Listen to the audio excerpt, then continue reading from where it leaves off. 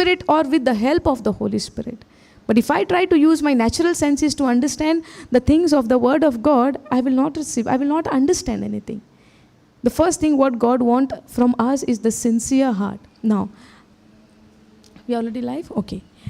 As we were learning last week, we were studying on the forgiveness, right?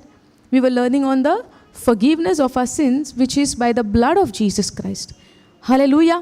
We received a forgiveness by the blood of Jesus Christ. Okay. So now, and as we say, the word is being preached to everyone, but it did not benefit to everyone. If we see that our action will, qualify me to receive the goodness of God. If I believe that my actions will decide whether I am deserving or not, that means I am depending on my own works. Hallelujah. Many times we had fallen into this kind of believing that if I do good, I will get good. Yes or no? But when we look unto the word of God, God did not wait it for us to do good and then He will give His Son. For example, every day we take a bath. All of us? Every day we have bath? All of us? Sure, huh? Why do we take a bath? To clean. To get clean, right? To be clean from our body. Okay. If I think that I can clean myself and then I will go to have a bath, is it making any sense? No. I go to have bath to clean myself. I need to go to Jesus to cleanse myself. I need to desire the blood of Jesus, the precious and the holy blood of Jesus, to clean myself. If I think I will become clean by working on, the payment of my sin or working on doing good, then I can go to God. That means I'm thinking to go and have bath after cleaning myself. So if I clean myself before going to have bath, so I don't need the bath. No, because you're already clean.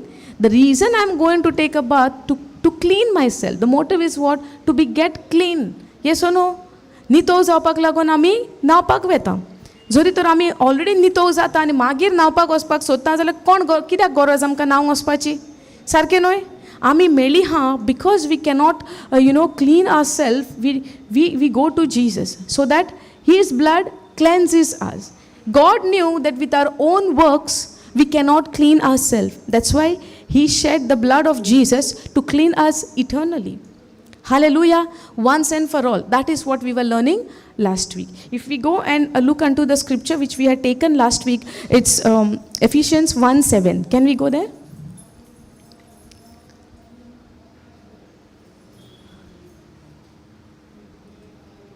Okay. In whom, can you go in AMP please?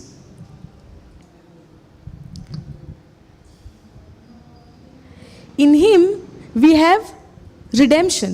In Him, in Jesus, we have redemption. That is our deliverance and salvation. This we have in whom? In Jesus. Okay. In Him we have redemption. That is our deliverance and salvation. And through His blood, which paid the penalty of our sins and resulted in the forgiveness and complete pardon of our sin. His blood which paid the penalty of our sin. The blood of Jesus paid the penalty of our sin, resulting in what? In forgiveness. So we are forgiven by the blood of Jesus Christ. We cannot do any works for ourselves to be forgiven.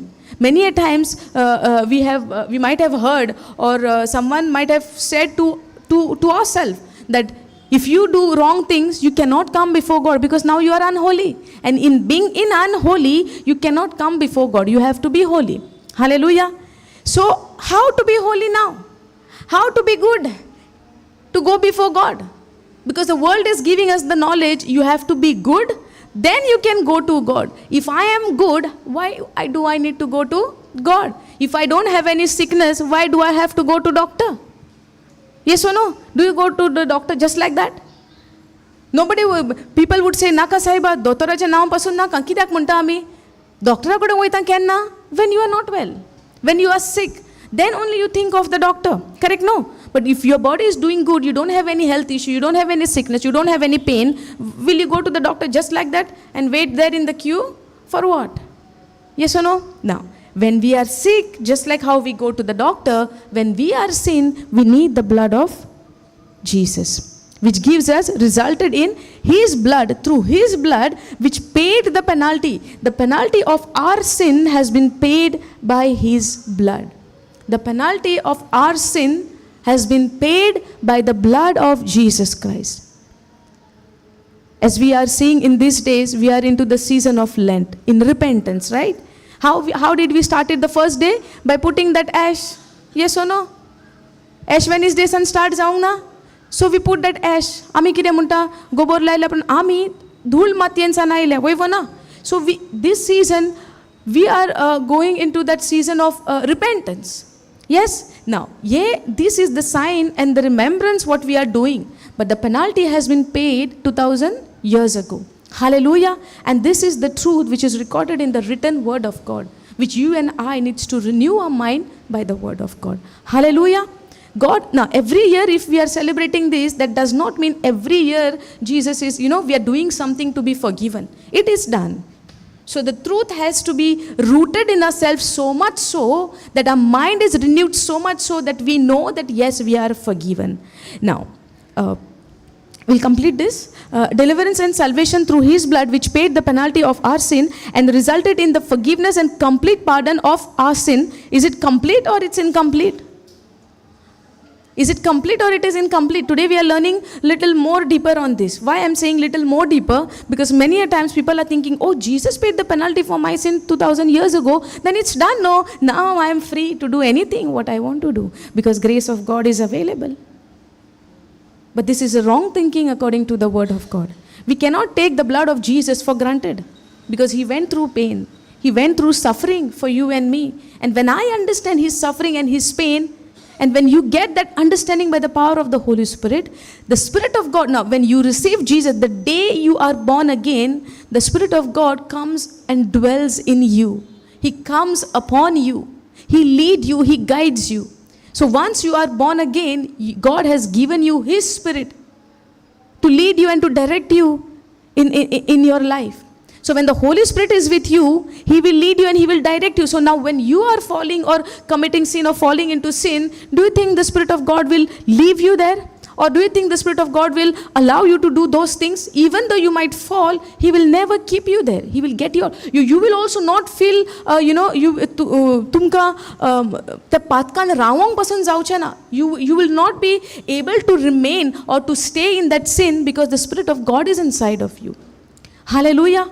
And as you continue in the word of God, in renewing your mind and knowing yourself what God has done for you, this understanding and this knowledge will help you to come out from that kind of living.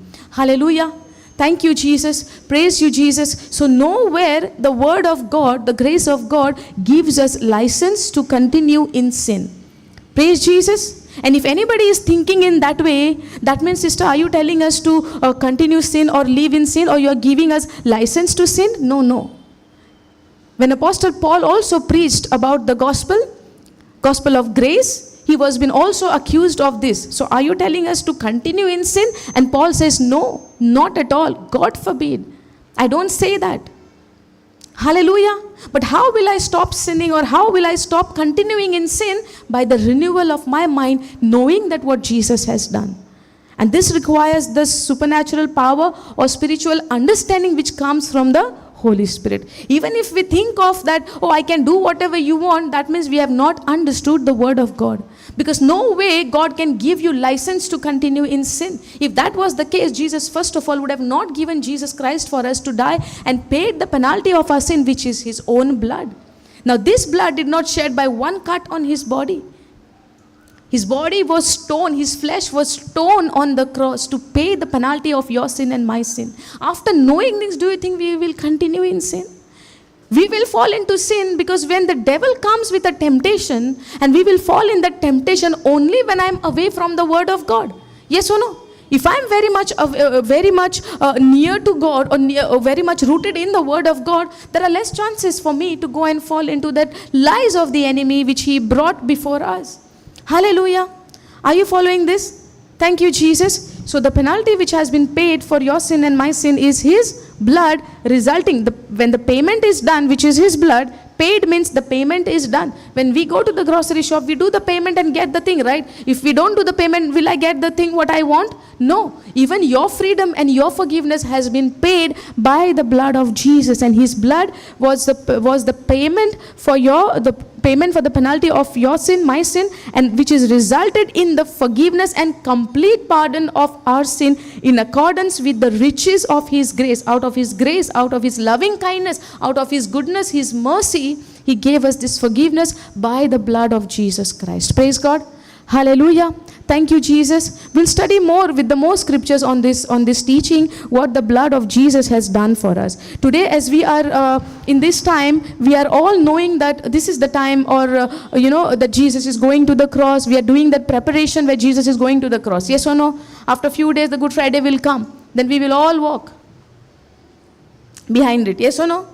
Thinking that like Jesus is dying on the cross. But when he died on the cross, when he was carrying the cross, he was preparing to go on that cross to pay the penalty of your sin, which has already been paid. In truth, we know that it's already done.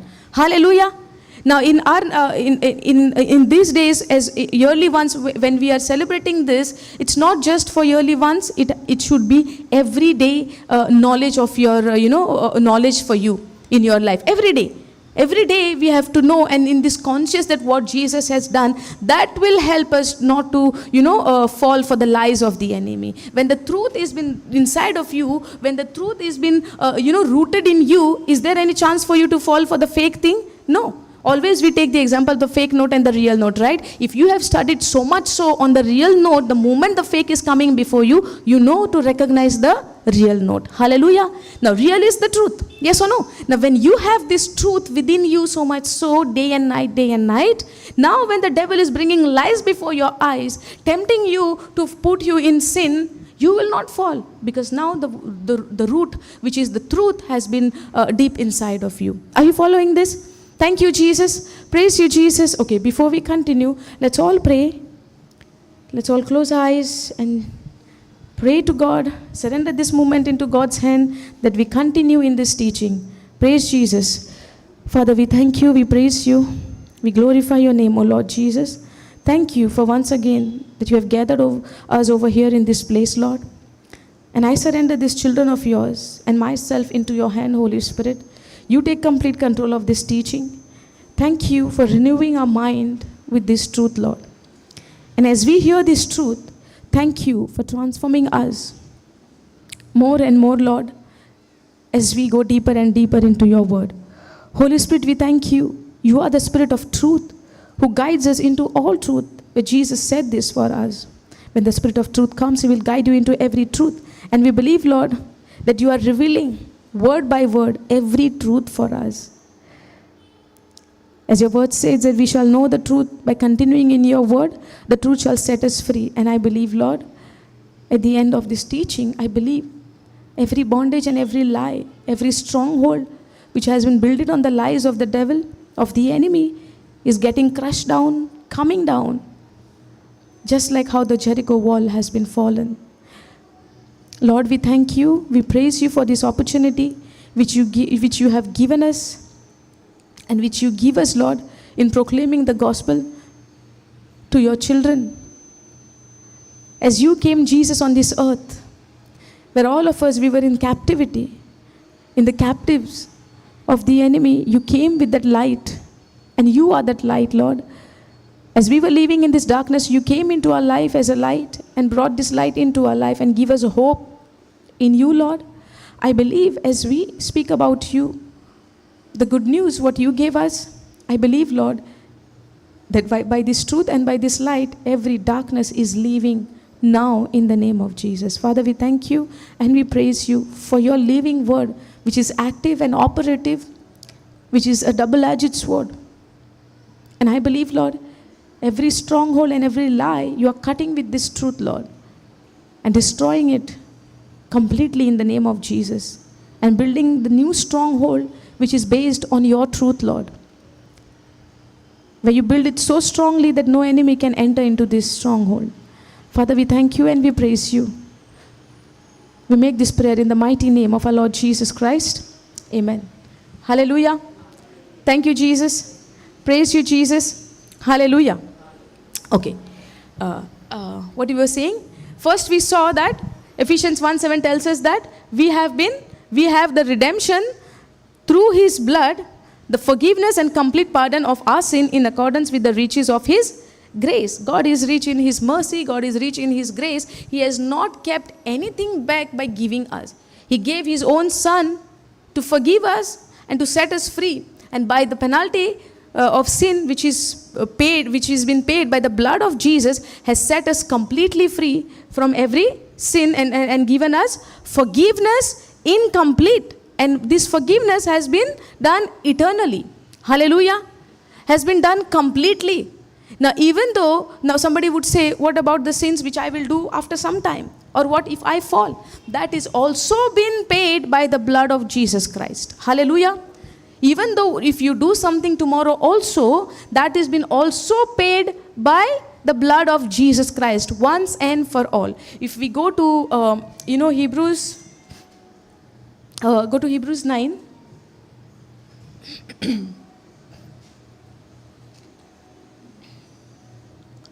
You can start from verse...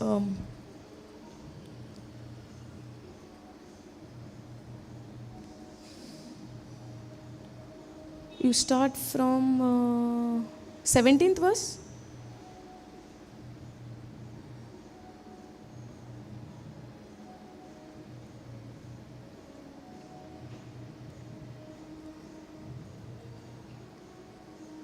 Start from 17. Okay, go 18. And you can start in NLT.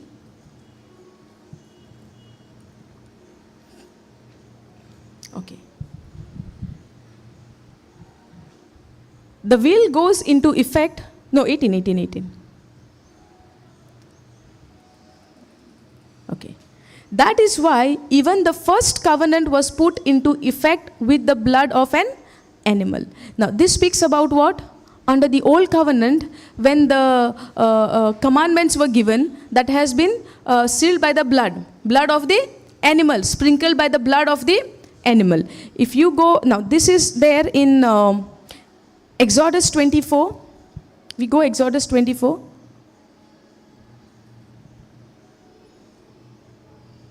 Second chapter of the Bible.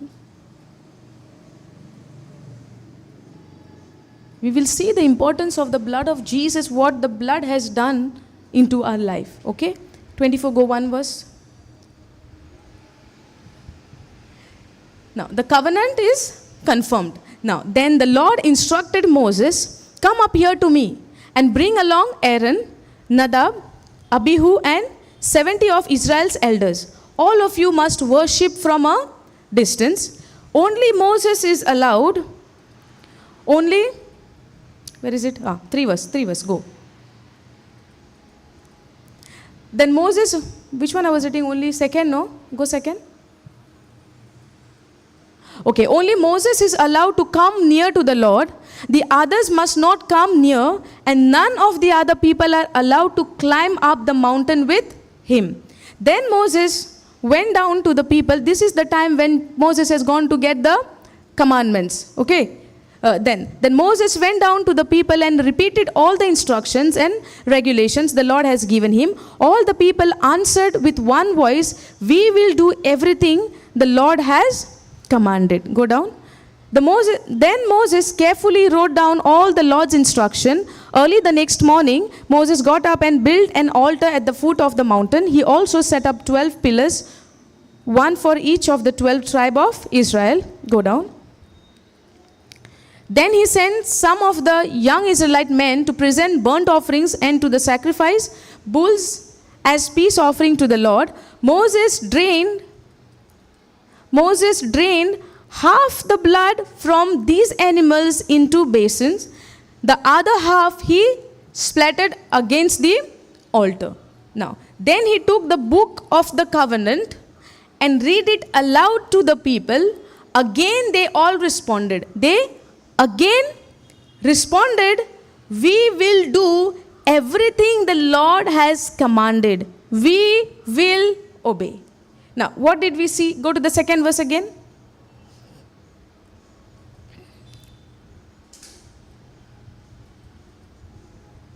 Third. Where they say, we will do what the Lord says? Third verse.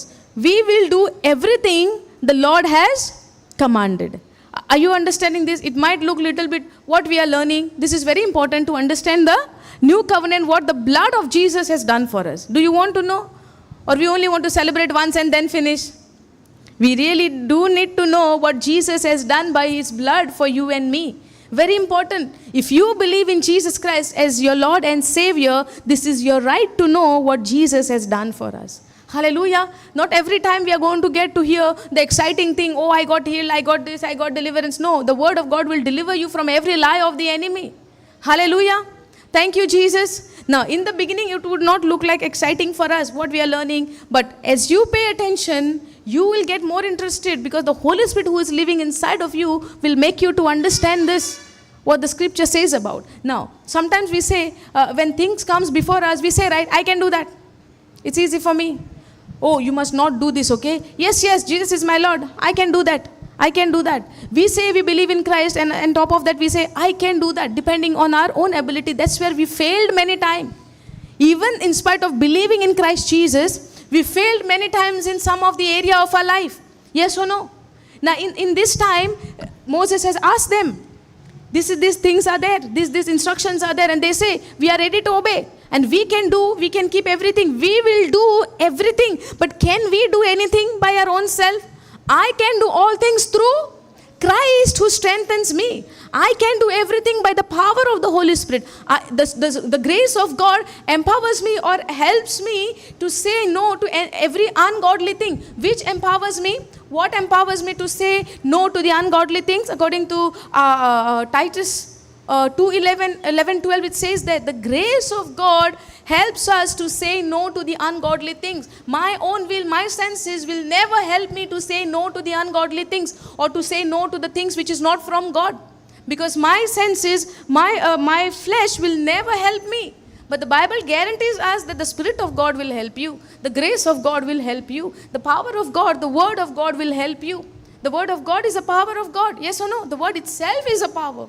Praise Jesus, which is living and active. Hebrews 4:12, we see that. But with our own ability, we cannot do anything. But these people are boasting and saying that we will do everything. And that's where the God gave them the 10 commandments. And when the 10 commandments came, can they keep?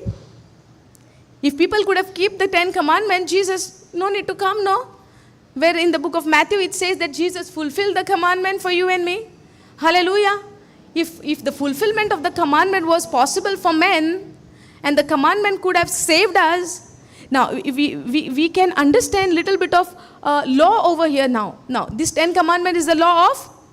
The 10 commandments is the law of Moses. Yes or no? Only one person is answering. Hallelujah. Now, the 10 commandments, which we know very well by heart, 10 by 10. Yes or no? But the Bible tells us that it's more than 600. 613 commandments are there, which is not recorded in this tablet. Hallelujah. But now in written we got what? The 10. Now, James also tells us, if you fail in, breaking one, you are failed in keeping the all. Even the one which you kept is not counted. If you break one, it is like you have failed in keeping all. That means what? Nobody could keep the commandment with their own ability. That is why the Savior came to save you and me. Having the sinful nature inside of us, can we keep the commandment? No. Now, they say, we will do everything the Lord has commanded. Now go down. 7th verse. Okay. Then he took the book of the covenant and read it aloud to the people. Now he is reading the book of the law. He read aloud to the people the book of the covenant. Again they all responded, we will do everything the Lord has commanded and we will obey. Hallelujah. Now, then Moses took the blood from the basins and splattered it over the people, declaring, look, this blood confirms the covenant the Lord has made with you in giving you this instruction. Now, whose blood has been shed over here? The animal blood. Yes or no? Now, the animal blood has been shed over here, and look, this blood confirms the covenant. Now, this is speaking about the old covenant when the commandments were given. Hallelujah. When Jesus having the supper, the last supper, what did he say? Lifting up the bread and lifting up the blood. This is the covenant of the New Testament, the blood of Jesus. Hallelujah. And now we belong to the new covenant, and we are having this covenant in the blood, not of the animal, but of the Lord Jesus Christ. Hallelujah. Thank you, Jesus. Now, to confirm every covenant, you would require the shedding of the blood of the innocent. Hallelujah. In the old covenant, we see the innocent blood of the animal was been shed to confirm the covenant the Lord has made with you in giving you this instruction. Praise God. Now, go down to the next. Then Moses, Aaron, Nadab and Abihu and the 70 elders of Israel climbed up to the mountain. Okay, 8th verse only. Now, in the 8th verse, we saw what? The blood of the animal has confirmed the covenant, the instruction which God has given. So, confirming every covenant, you need the shedding of the blood. Are you understanding? Are we learning what the blood of Jesus has done for us? In Ephesians 1:7, in the beginning we saw, right? His blood has given us the forgiveness incomplete. Praise God. Of all our sin, the penalty for your sin and my sin. Now, if something has been paid for my sin, the penalty of my sin, am I not excited in knowing those things? Am I not curious to know, Lord, I want to know more what you did for me. Lord Jesus, I want to know what you went through. That I even take a part in understanding and knowing the suffering what you went through for me.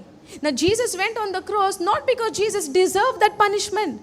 Jesus went on the cross so that you and I would be forgiven and would be reconciled to Father once again. Praise Jesus. There was a time once we were lost and we had no hope in anything.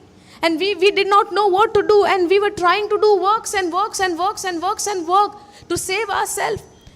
And some of the people, they came to a point, they gave up on their life thinking that nobody can save me. But if we reach to a point thinking that nobody can save me, nobody can forgive me, nobody can give me a new life or hope to my life, if you reach to a point, you need to understand there is a hope in our Lord Jesus Christ. Hallelujah. Thank you, Jesus. Now, you understand this. Now, you go to Hebrews 9:22 or 18.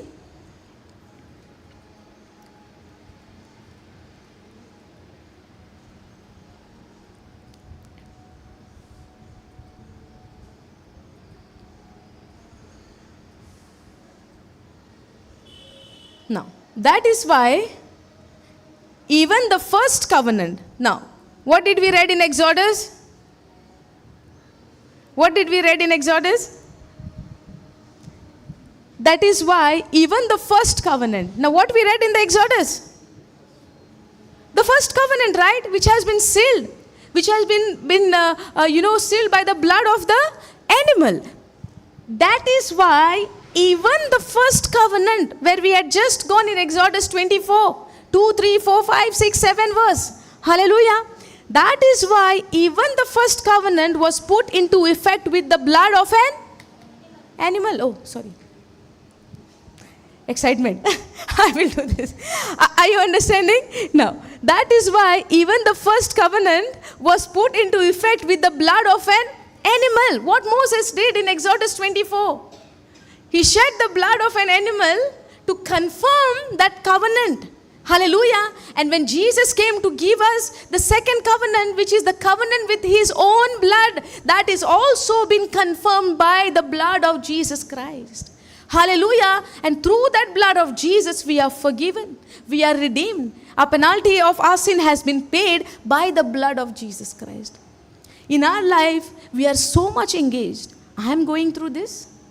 I am going through that. Yes, we all go through something or the other. That is why the blood has been shed, which is paying the penalty. Now, when we go through when we go through some problems, there are chances we can do some kind of things which is not aligned with the word of God.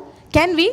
Yes or no? For example, I can take a very small example where you can also agree with me and say, yes, sister, this is what is happening. Yes or no? If there is a love in your heart, hallelujah.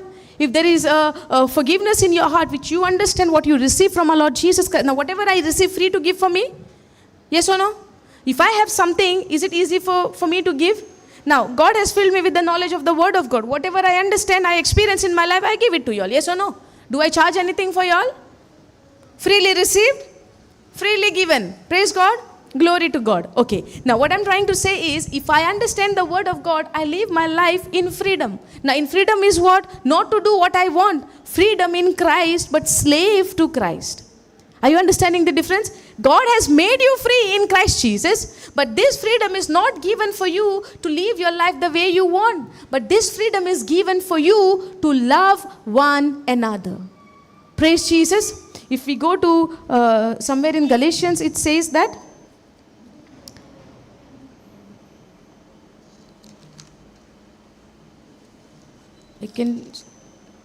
Galatians chapter 5.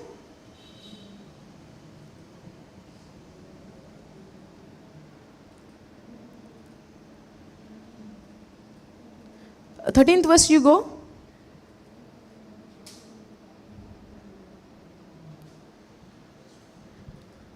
For you have been called to live in freedom. Yes? You have been called to live in freedom, my brothers and sisters, but don't use your freedom to satisfy your sinful. Don't use this freedom to satisfy your sinful.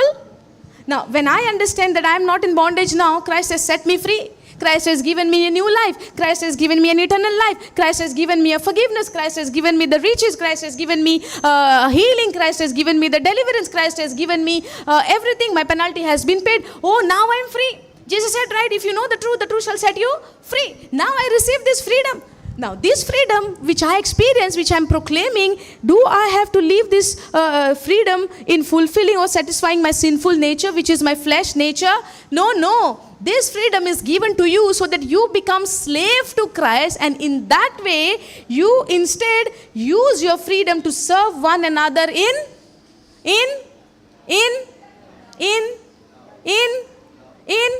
no response. They don't want to love.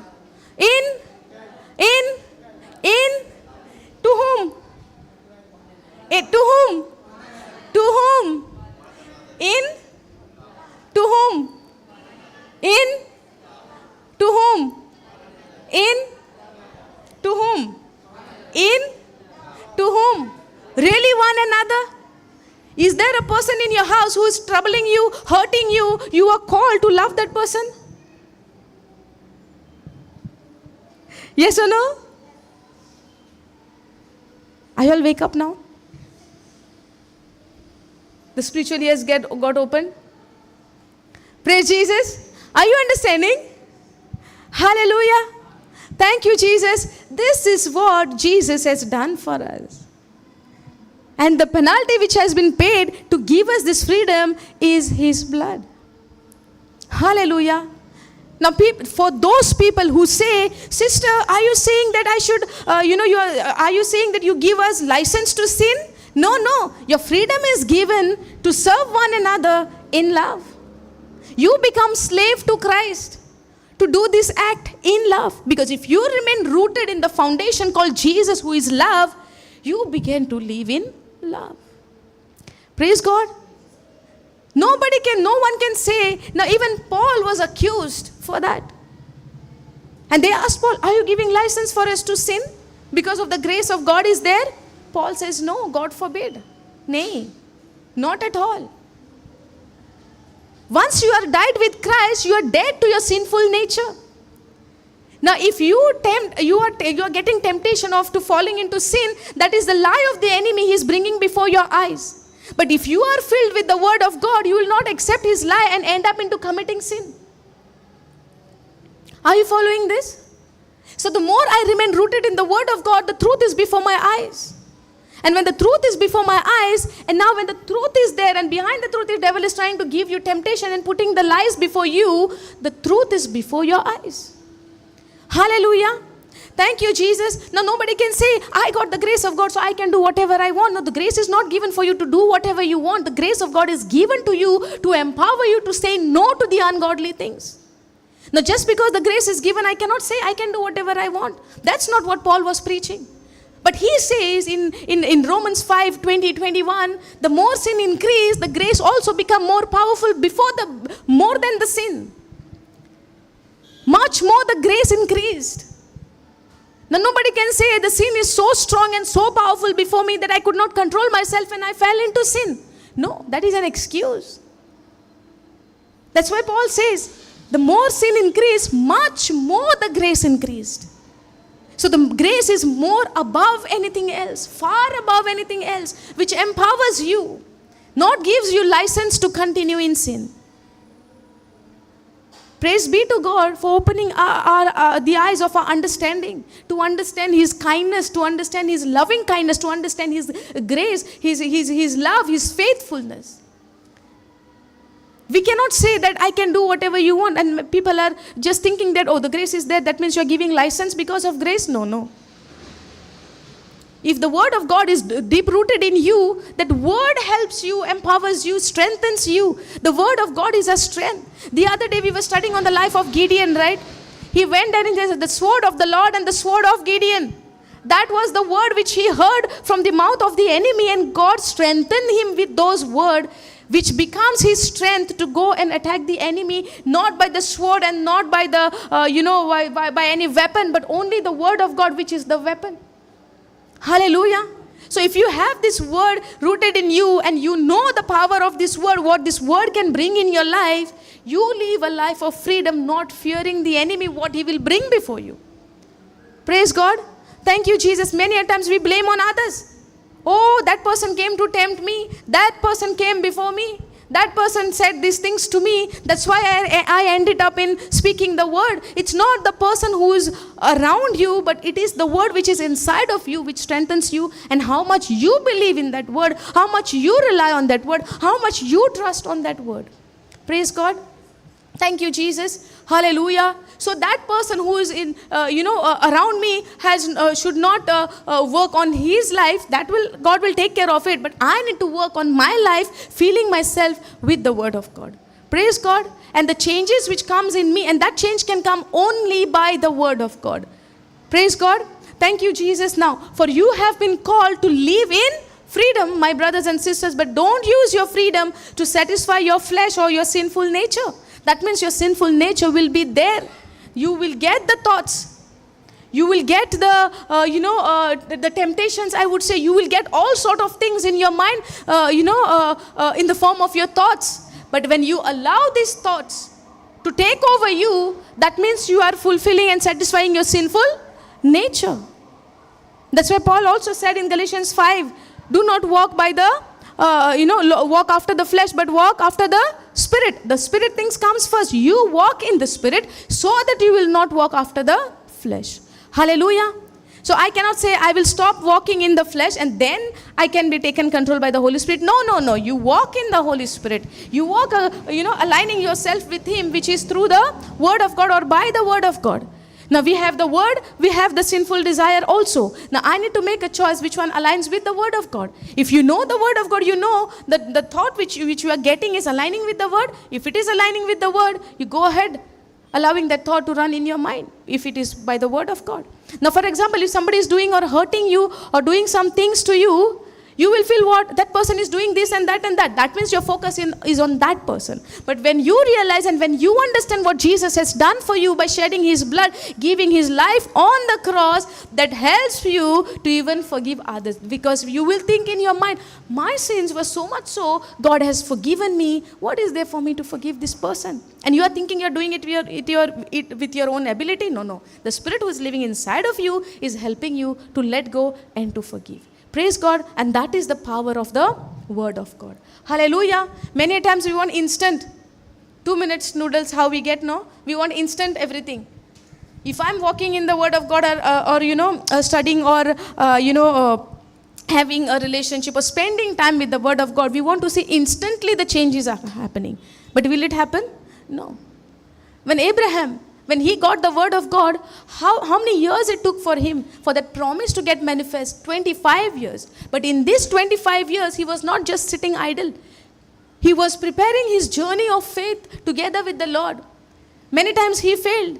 He failed in believing. But in Genesis 12, the journey has been started. He obeyed the word of God, and whatever voice he heard from the Lord, that time he did not know whose voice it is. The voice told him, you leave your father's house, you leave everything and go to the place which I will show you. In Genesis 12. But by the time he reached 12, 13, 14, 15, when he reached, in 15 it tells us that he believed God and he was counted righteous. Hallelujah. He believed. Now what you and I need is to believe in what his blood has done for us. Praise God. Thank you, Jesus. Hallelujah. Now, so you have been given freedom. Yeah, freedom, when we get this freedom, when we, spend time with the word of God, the more we spend time in this truth, the truth brings the freedom. And when this freedom comes, this freedom is not to do the desire of our flesh or to satisfy our own selfish nature, sinful nature, but instead use your freedom to serve one another in love. Go back to Hebrews 9:18. Understanding? Because of that word freedom, we reached here. But praise be to God. I believe it's God's plan only for us to show that the freedom is given. We all want freedom? You all don't want freedom? We don't want freedom. Freedom from what? Oh, my neighbor is troubling me. I hope he leave the house and go somewhere else. Then I am free. Oh, my sister-in-law so much troubling me in the house. I better she get someone to get married and she go. then I am free. Freedom is what? My son is troubling me so much. Mommy, cook this, cook that. I better he get married so soon that the wife comes, she will cook. I am free. This freedom it talks about.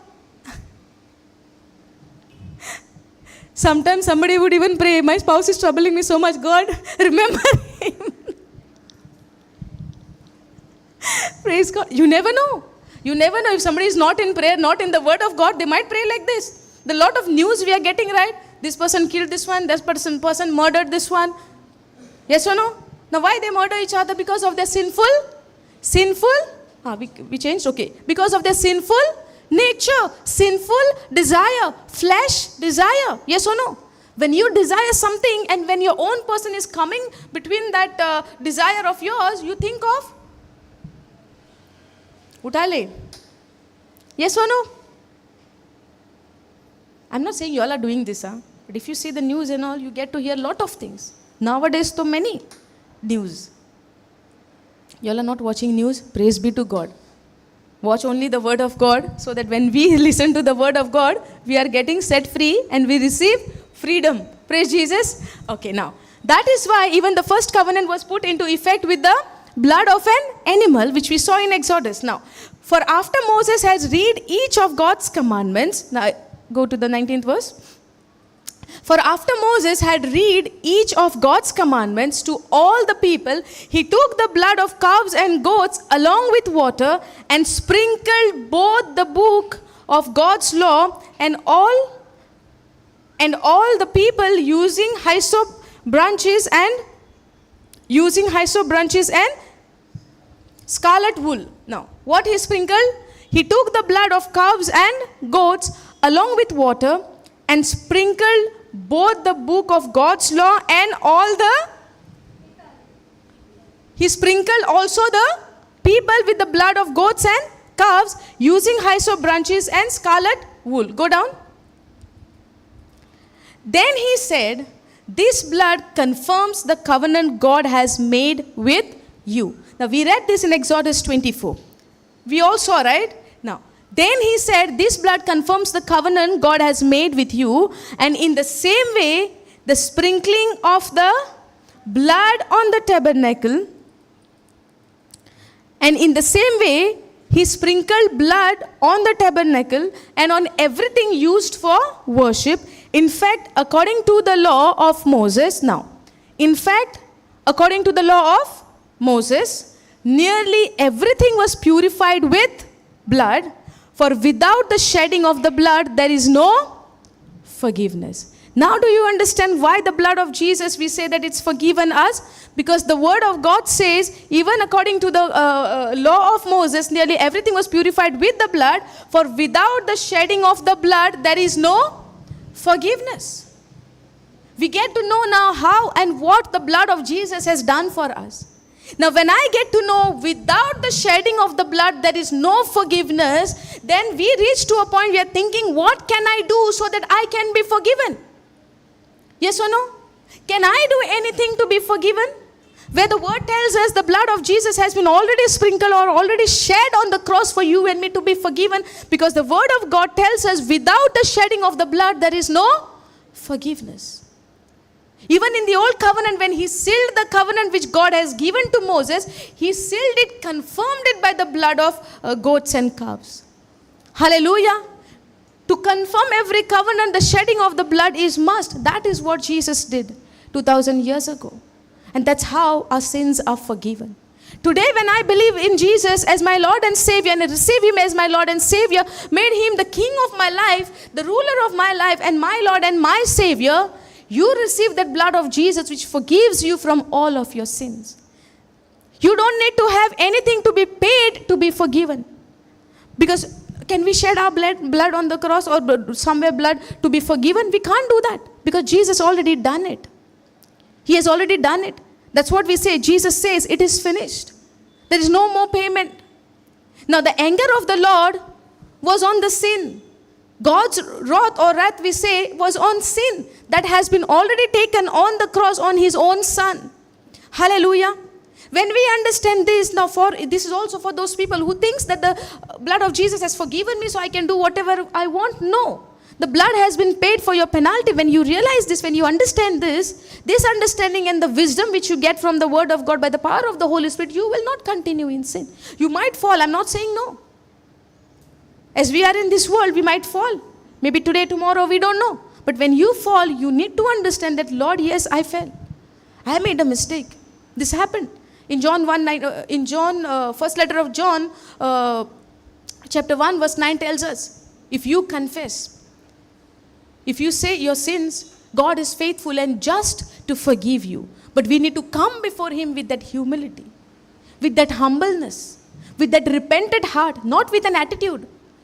That there is a difference when you come before God and when you confess your sin. Confessing your sins means for all the time, to be forgiven, I have to confess my sin. So 24/7 we are falling and full day confessing, I am a sinner, I am a sinner, I am a sinner. Is that the right way according to the Word? God says you are righteous. Now being righteous, you can fall for the lies of the enemy. But that does not mean that makes you a sinner. You might fall into sin because of your unrenewed mind, because of you not continuing in the Word of God, or because maybe you fall into temptation. You might fall. I'm not saying, God also not say that you will not fall. That's why the grace of God is given, where God says, when in the time of need, you come near the throne of God, come before the throne of grace. Hallelujah. Hebrews 4:16 it says, in the time of need, you come to the throne of grace. Now when we fall, we are in need, right? When we fail, we are in need, right? When we go weak, we are in need, right? That's the time His grace is available. Grace comes into full activeness in my weaknesses. So in my weaknesses, God says, my grace is, sufficient for you. That's why the grace is given.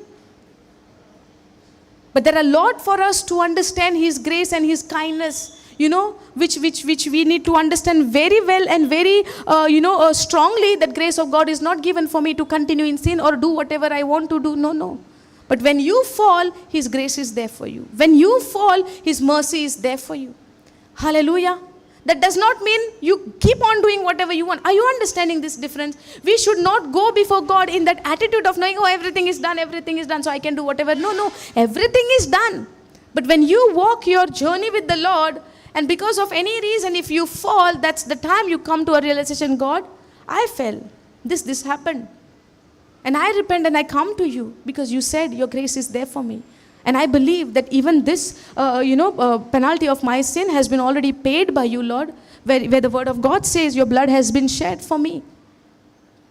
You don't come before God in that guilt and condemnation. You come before God in that confidence that God has already forgiven you, where you don't go and continue in sin. Jesus also said to that woman who has been caught in the act of adultery, you are forgiven. Don't go and continue, sin no more. Yes or no? Jesus also says that sin no more. Jesus never says go and sin. I am there for you. Did He say that? No.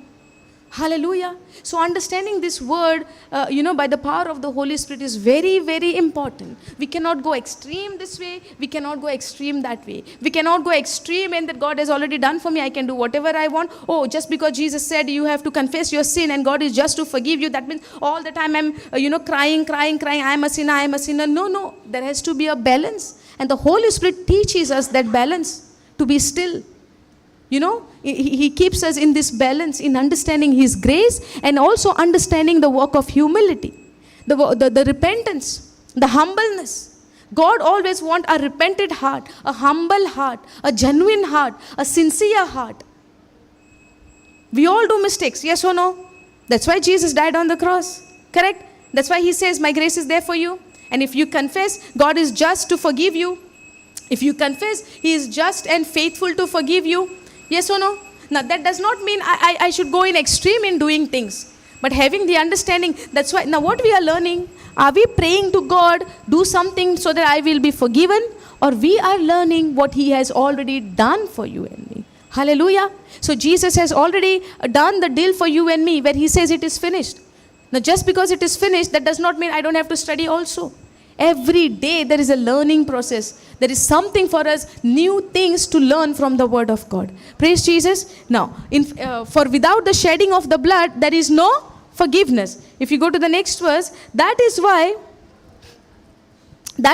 the tabernacle and everything in it, which were copies of the things in heaven and had to be purified by the blood of animal. But the real thing in heaven had to be purified with far better sacrifices than the blood of animal. Now, what this scripture is speaking about? Keep it from the first line. So that is why previous verse tells us, without the shedding of the blood, there is no forgiveness. The next verse is telling us, are you all understanding this? Are you all getting this? Okay. Praise God. That is why the tabernacle and everything in it. Now, this speaks about the old covenant and the tabernacle. It speaks about the Moses time. Now, that is why the tabernacle and everything in it, which were copies of the things in heaven. Now, in the old covenant, there was a tabernacle. There was a place, Holy of Holies. There was a place, the outer place. And there is a place outside. They were burning the, offerings. Have you seen that picture? It's there in the Exodus time when God is giving the copy, the picture of a tabernacle, what he builds. And he built how God instruct him to do. Nothing going here and there and making what he wants to do. But no, he goes by the instruction of the Lord, of God. Hallelujah. And that the word says the tabernacle and everything in it, that is why. Which were the copies? Now this tabernacle is the copy of the things in heaven. Had to be purified by the blood of animals. But the real things in heaven had to be purified. Now the copy needs to be purified by the blood of the animals. But the real thing is in heaven had to be purified with far better sacrifice than the blood of animal. Now this far better sacrifice was what the sacrifice today we understand? The sacrifice of His own Son Jesus Christ, where He shed His own blood for you and me, to give us entry into the Holy of Holies by His own blood. Are you understanding? Now whatever we see in the old covenant is just the shadow of the new covenant, what was about to come and which is already come. And by faith we believe now, those who believe in Jesus, they have been cleansed by the precious blood of Jesus Christ. They have been purified by the precious blood of Jesus Christ. They are forgiven by the precious blood of Jesus Christ, where Jesus Himself went into the inner court where the Holy of Holies, where the presence of God is there, taking the sacrifice of your sin and my sin. In the old covenant, the high priest is to go to the inside Holy of Holies.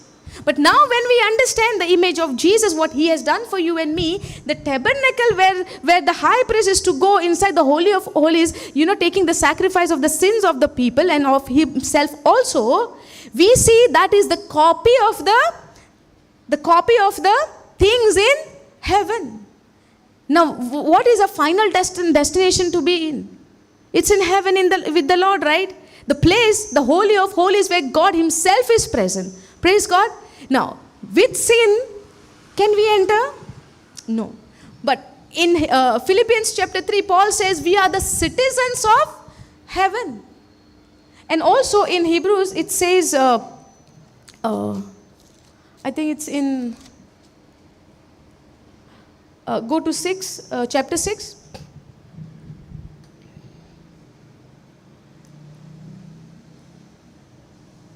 And you can go in, start from 18th.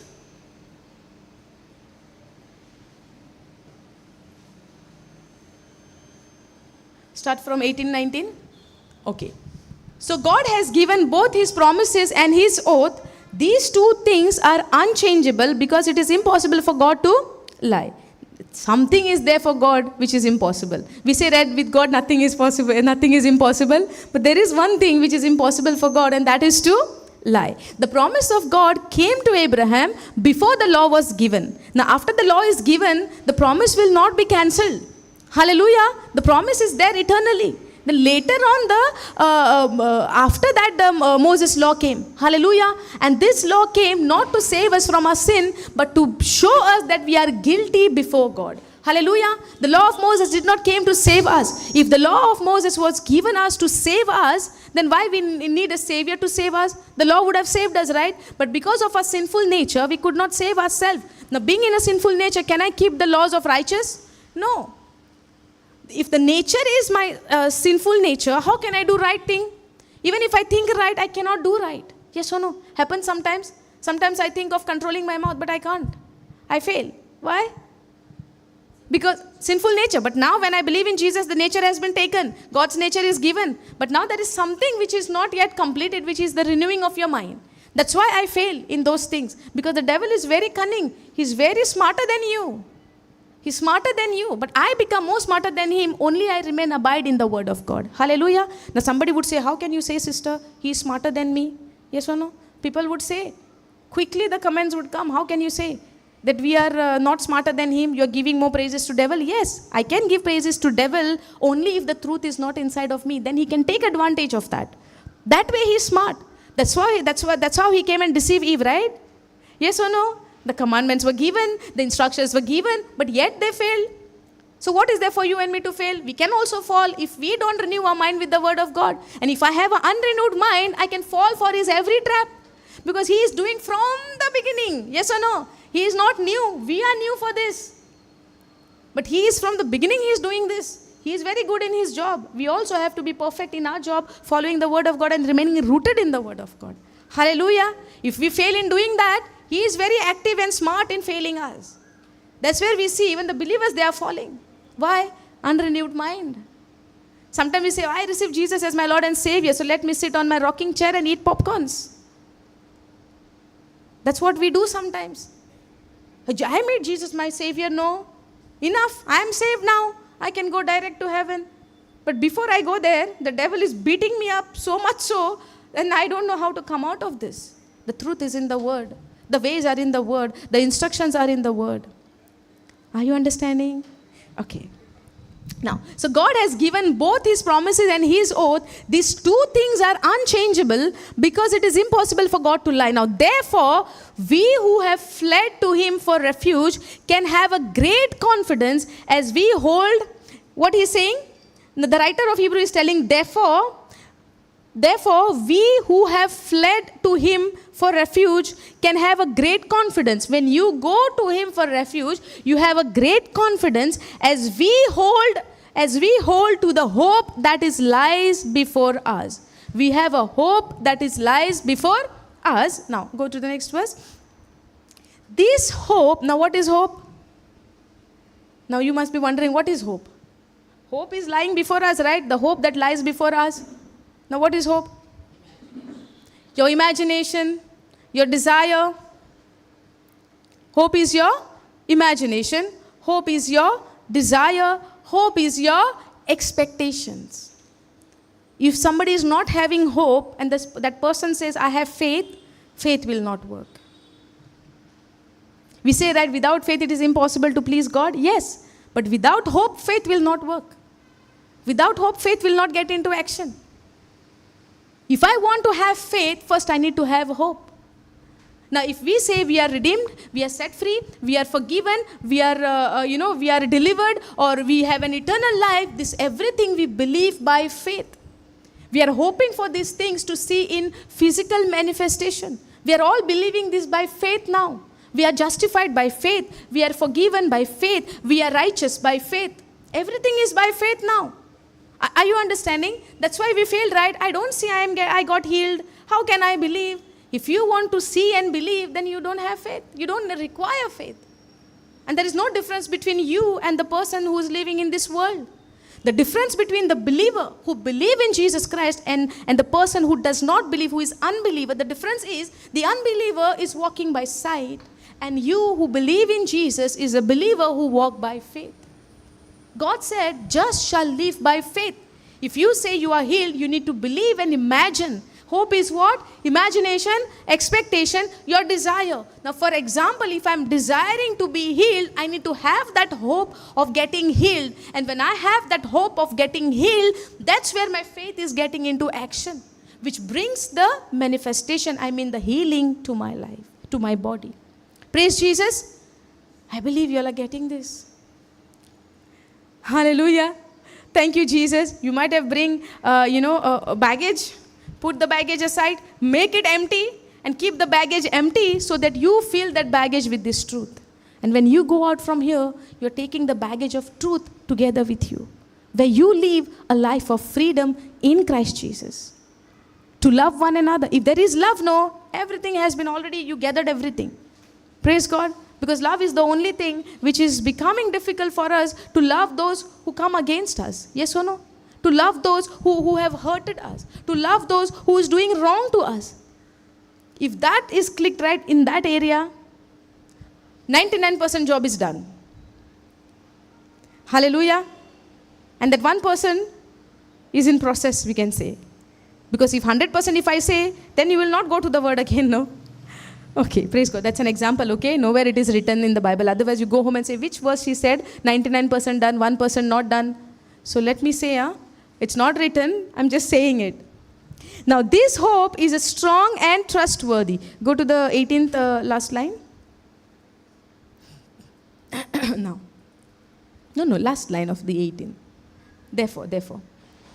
Keep 19 also together with therefore. Go little up. Little up. Little more. Okay. Therefore, we who have fled to him for refuge can have a great confidence as we hold on the hope that lies before us. When we get confidence, when I see what I want, I'm confident I got whatever I want. But confidence, the word says, this confidence is not when you see. This confidence is where you fled to him for refuge, can have a great confidence as we hold to the hope that lies before us.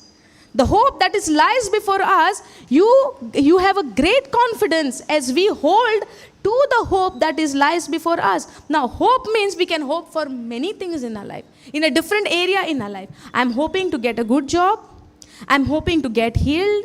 I'm hoping to be loved by my family. I'm hoping to be loved by my husband. I'm hoping to love by my wife. I'm hoping to get accepted by my, the people who is around me. I'm hoping to have, let's say, you're going through financial crisis. You're hoping your account get stable, where you can, you can purchase the need what you want, or you are hoping anything. It could be anything. We can hope for anything, right? Do you have any hope in your life? Yes. Do you have hope? Do we all have hope? Good or bad? That depends. That matters. Praise Jesus. Hope is always good. Sometimes we can make it bad. I hope she will get the, payment of her wrongdoing. Who are we to say that? Yes or no? We can hope that. But this hope is not talking about that. This hope is always based on good, what we are expecting. Hallelujah.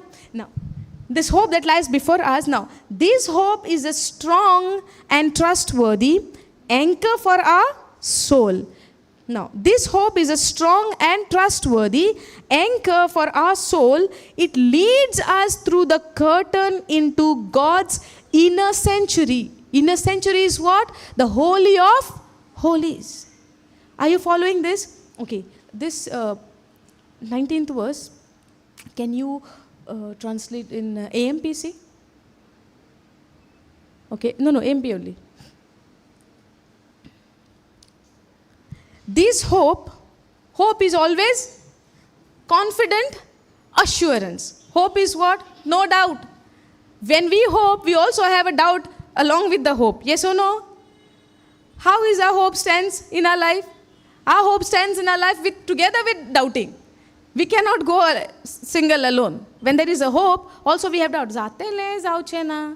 म्हाका hope आहा, बरवोसो आहा, but जाय तो ना जायत. दिसती पोटा जायना कहें. Looks like it will not come to pass. Now, one way we say we have hope, the other way also we speak doubt. And we are expecting for God to do it. Will it happen? Will it happen? Now, if you take a water and try to mix oil in that, will it get, dissolve together? No. The oil will be separate. The water will be separate. Yes or no? Now, when I say I have a hope, at the same time I have a doubt, can I expect the God promises getting manifest in my life? When there is a hope, the word says there is confidence. There is assurance. Hallelujah. When there is hope, there is confidence, there is assurance. Now, we have as an anchor of the soul. This hope, this confident assurance we have as an anchor. This hope is represented as an anchor. Hope refers to an anchor. Anchor of what? Anchor of the soul. Our soul is saved? Our soul is saved? Our soul is saved? Or spirit is saved? You also saying soul? We are made new, we are made a new creation or new creature in Christ Jesus. Where? In a soul or in a spirit? If in a soul, then nobody would be sitting over here. It's done. Fully done. And if it is fully done, we don't need hope. It's done. Where is the battle? In the soul. Where there is mind. Where we are fighting our battles in our mind. And mind is present where? In the soul. Hallelujah. So we are saved. I'm shocked and surprised. You all said also the soul. The scripture is right before your eyes. Why do we need hope? This hope is referred to an anchor. Understanding? And this anchor of what? Of the soul. Now when you imagine, now anchor, when we listen the word anchor, what reminds you of? Where we use the anchor? For the sheep. Now, they have an anchor. What is the purpose of an anchor? To stop the hold on. To hold on. So that it will not move. Are you getting this now? Now, when there is an anchor, this anchor, when you put down in the sea or in the water, the boat stands still, holding on, not moving. Correct? No? Holding on. This anchor is referred to hope, and hope has been taken an example for hope is an anchor. Now understand. This hope, this confident assurance, we have as an anchor of the soul. Where we doubt? Where we doubt? In our mind, in our soul, yes or no? Where we have a lot of questions, where we waver, where we go into fear. Now, spirit is saved. No, devil cannot touch your spirit. That's why we say, by renewing of your mind by the word of God, do not be conformed to the world. The world also have its own way. The word has its own way. You and I are called to walk according to the ways of the word and not the world. But how that will happen? That you do not be conformed to this world, but be you transformed by renewing of your mind. The more you renew your mind with the truths, this hope what you have, which lies before you, plays a role of an anchor which holds, anchor of your soul, which holds your soul in believing, in having that confidence in the Lord. Are you getting this? Following? Now, this hope plays a role of an anchor of your soul. Where there is doubt, when you put on this hope, which is an anchor for your soul, of your soul, when you put on that anchor, you don't waver, you don't doubt, you hold on with confidence. You need to get this. Hallelujah. Are you understanding? Because many a time we say, by the wounds of Jesus I am healed. By the wounds of Jesus I am healed. Jesus became poor on the cross so that he can make me rich. At the same time, my balance now still zero. Tomorrow I have this much of need in my life. And from where the money will come? Who will help me? The word says Jesus became poor. God has supplied all my needs according to his riches. God has supplied all my needs according to his riches. Finish prayer. Now. अगो काम झाले काल तुझे कितें फाल्यां हां म्हणटालें तें ना अजुनूय कांयच जावं ना कांयच कोणाचो आवाज ना कोणाचो हेल्प ना कोण दिना म्हणटा ना म्हणटा कोण इसारी ना कांय Just 5 minutes before, what did you pray? God has supplied all my needs according to his riches in glory in Christ Jesus. After to finishing your prayer, what you are saying? Jaung na kam. Words. If you have hope that God has done it, your hope plays the role of an anchor of your soul, of your mind, where your mind troubles you in saying it is not yet done. Are you following this? Hallelujah. Thank you, Jesus. Now, for this hope, now, hope works faith works when you have a hope. And faith is believing in the unseen. Now, this hope, faith, both are connected. Now, to bring the things from the unseen to the seen, what we want? Faith. For faith to work, what we want? Hope. When you have hope, the hope plays a role of an anchor of the soul. Hallelujah.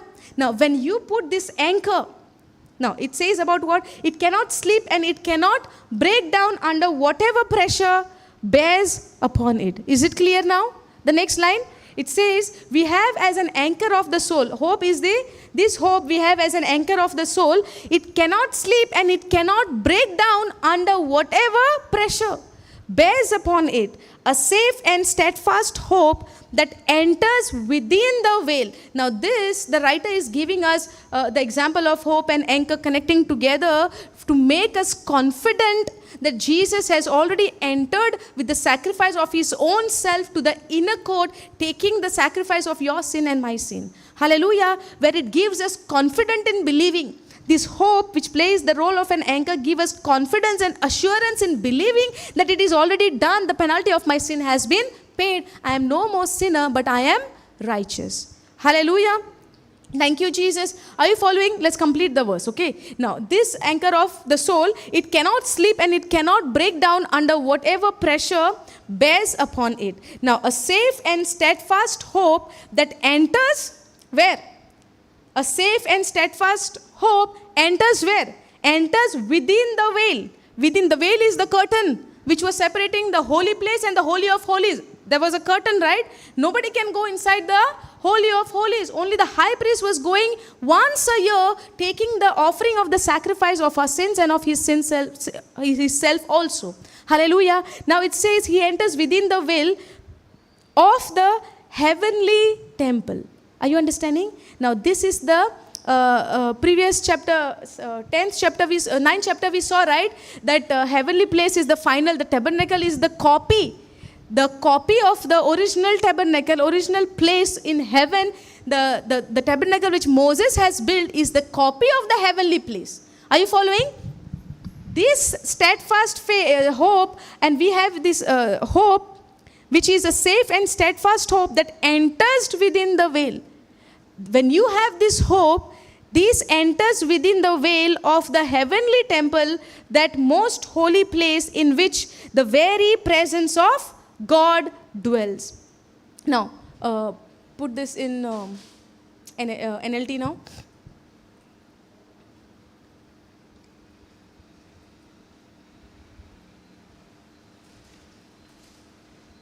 Now, this hope is a strong and trustworthy anchor for our soul. It leads us through the curtain into God's inner sanctuary. This hope leads us. Anybody wants water? You all can have, huh? Okay. Now, this hope is a strong and trustworthy anchor for our soul. Okay. Now, this hope is a strong and trustworthy anchor for our soul. It leads us. It leads us through the curtain. It leads us through the curtain. What? The anchor of our soul, which is a hope. We believe it by faith. We are having this hope and we believe it by faith. Steadfastly, we stand still on that, believing that Christ has finished it for us. And by the sacrifice, now entering inside the inner place or inner sanctuary can be only by the offering of sacrifice. Yes or no? Without that, can anybody enter into holies of holy? Nobody can enter to the Holy of Holies without the offering, and only high priests were allowed. Only the high priests were allowed to enter the Holy of Holies. In the book of Hebrew we see, also in the book of Psalms 110 also we see, God has appointed Jesus as a high priest after the order of Melchizedek. You know that? Praise God. Hallelujah. So Jesus, even though he's coming from the tribe of Judah, he became, God made him the high priest in order, after the order of Melchizedek. Because Melchizedek, if we see in the book of Genesis, the word tells us, even in the Hebrews, the word tells us that we don't know from where he come from, which tribe he come from, we don't know. And we don't know where he went. We don't know his, we don't know anything of him. Hallelujah. There is no family recorded in the Bible of him, of Melchizedek. Now God relates Jesus to Melchizedek. Now he was a high priest. Even Abraham, whom we believe as a father of faith, even he started to give tithe to the high priest. Hallelujah. Now God refers Jesus to him. Now Jesus became in the place of high priest for you and me, who takes us. He pays his own sacrifice, own body as a sacrifice for our sin, and went into the Holy of Holies, where only the sinless can enter. And now by faith we believe, by having the confidence, and hope is our confidence and assurance. Are you following? Hope is our confidence and assurance, where we believe that it leads us through the curtain into God's inner sanctuary. Hallelujah. Now sometimes we say, right, I am a sinner. How can I stand before God? You are already inside by the blood of Jesus if you believe. Hallelujah. I can believe this truth, or I can say the thing by looking unto the things and outside that, oh, I did this. I'm not worthy to go before God. Hallelujah.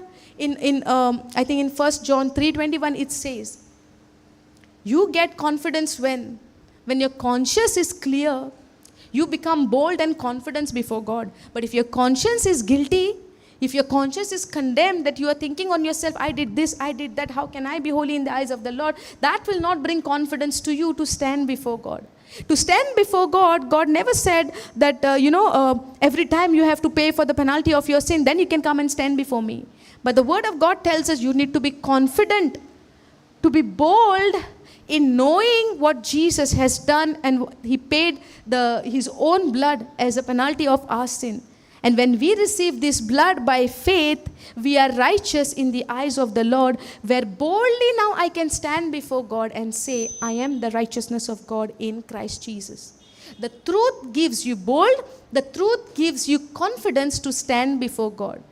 If ever I'm thinking that my sin can save, the forgiveness of my sin with my own works can save me, then somewhere I have not understood what Jesus has done for me. Hallelujah. The journey for you and me in knowing what God has done for you and me way before even when I was born. Because the payment of Jesus, the forgiveness of sins and the salvation plan was been done before the foundation of the world, before even you and I was born. Hallelujah. Thank you, Jesus. Praise you, Jesus. Are you following this? This truth will give us freedom. This truth will renew our mind. This truth will set us free. Now God has given us everything freely through his son Jesus Christ. But the only reason I'm not, living in this freedom, I'm not enjoying what God has given me, is just because I have not understood. I'm still thinking my works can save me. I'm still thinking that somebody will pray for me and I will get a forgiveness of my sin. Somebody can pray for me and that prayer can lead me to Jesus. But I cannot pray for somebody that I can, by prayers I can give him salvation, because salvation is only through Jesus Christ. We cannot give salvation to anyone. We can give them the gospel. We can give them the good news what Jesus did. And when they receive Jesus as their Lord and Savior, they receive that salvation. Hallelujah. I can pray for people. You can pray for your own loved ones. But when you pray for them, that prayer will bring them to the word. But after hearing the word, it's their decision to receive Jesus as their Lord or no. But when they receive the salvation. Because without Jesus, nobody can go to the Father. Where Jesus said, I am the way. Only through me you can go to the Father. But we have somewhere forgotten going to the Father. We are thinking only, I don't want hell, but I want heaven. Just because I don't want hell, that's why I want heaven. I don't say I want heaven because I love my God and he has done such a big thing for me. That's not what we are thinking. But what is the reason? So that I will not go into the fiery furnace, so that I will not die in, suffer in the heaven. That is the reason I'm looking unto heaven, or I'm looking unto heaven to be in the presence of my Father, who saved me by paying the penalty of his own Son. What is my motive in turning towards God? What is my motive? Do I have a selfish motive? That I should not go and die into hell or, eternally fall into fire. That's why I am going to the, facing to Jesus. What is my motive? It's very important because God looks unto our heart. God looks unto our desire. God looks unto what motive we have in doing something. What motive we have behind doing something. Am I really seeking the Lord, knowing what He has done? God's love has been declared to us from the beginning. His love we see from the time of Adam and Eve. From the time of Adam. God did not love us only when He gave His Son, when Jesus came to the world. His love has been, declared to us from the beginning. How do we know from the beginning the love has been declared? Because the word says before the foundation of the world, He has the plan of salvation. Before even you and I was born, He had a plan of salvation for you and me, for us to be saved. Praise God. Thank you, Jesus. Now, when we spend time with the Word of God, what motive gives me so that I have only knowledge in preaching? No. I get to know my Father through the Word of God.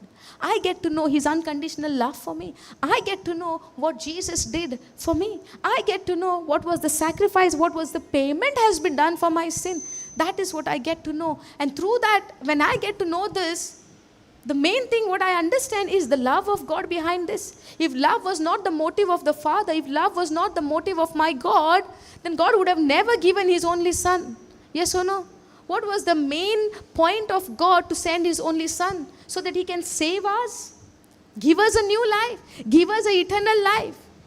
And when Adam and Eve, when they broke the command, when they, disobeyed God, God came in search of them. And He says, Adam, where are you? So many a times when we fall or when we commit a sin, we think that God has gone away from us. No. We go away from and we hide ourselves somewhere away from Him.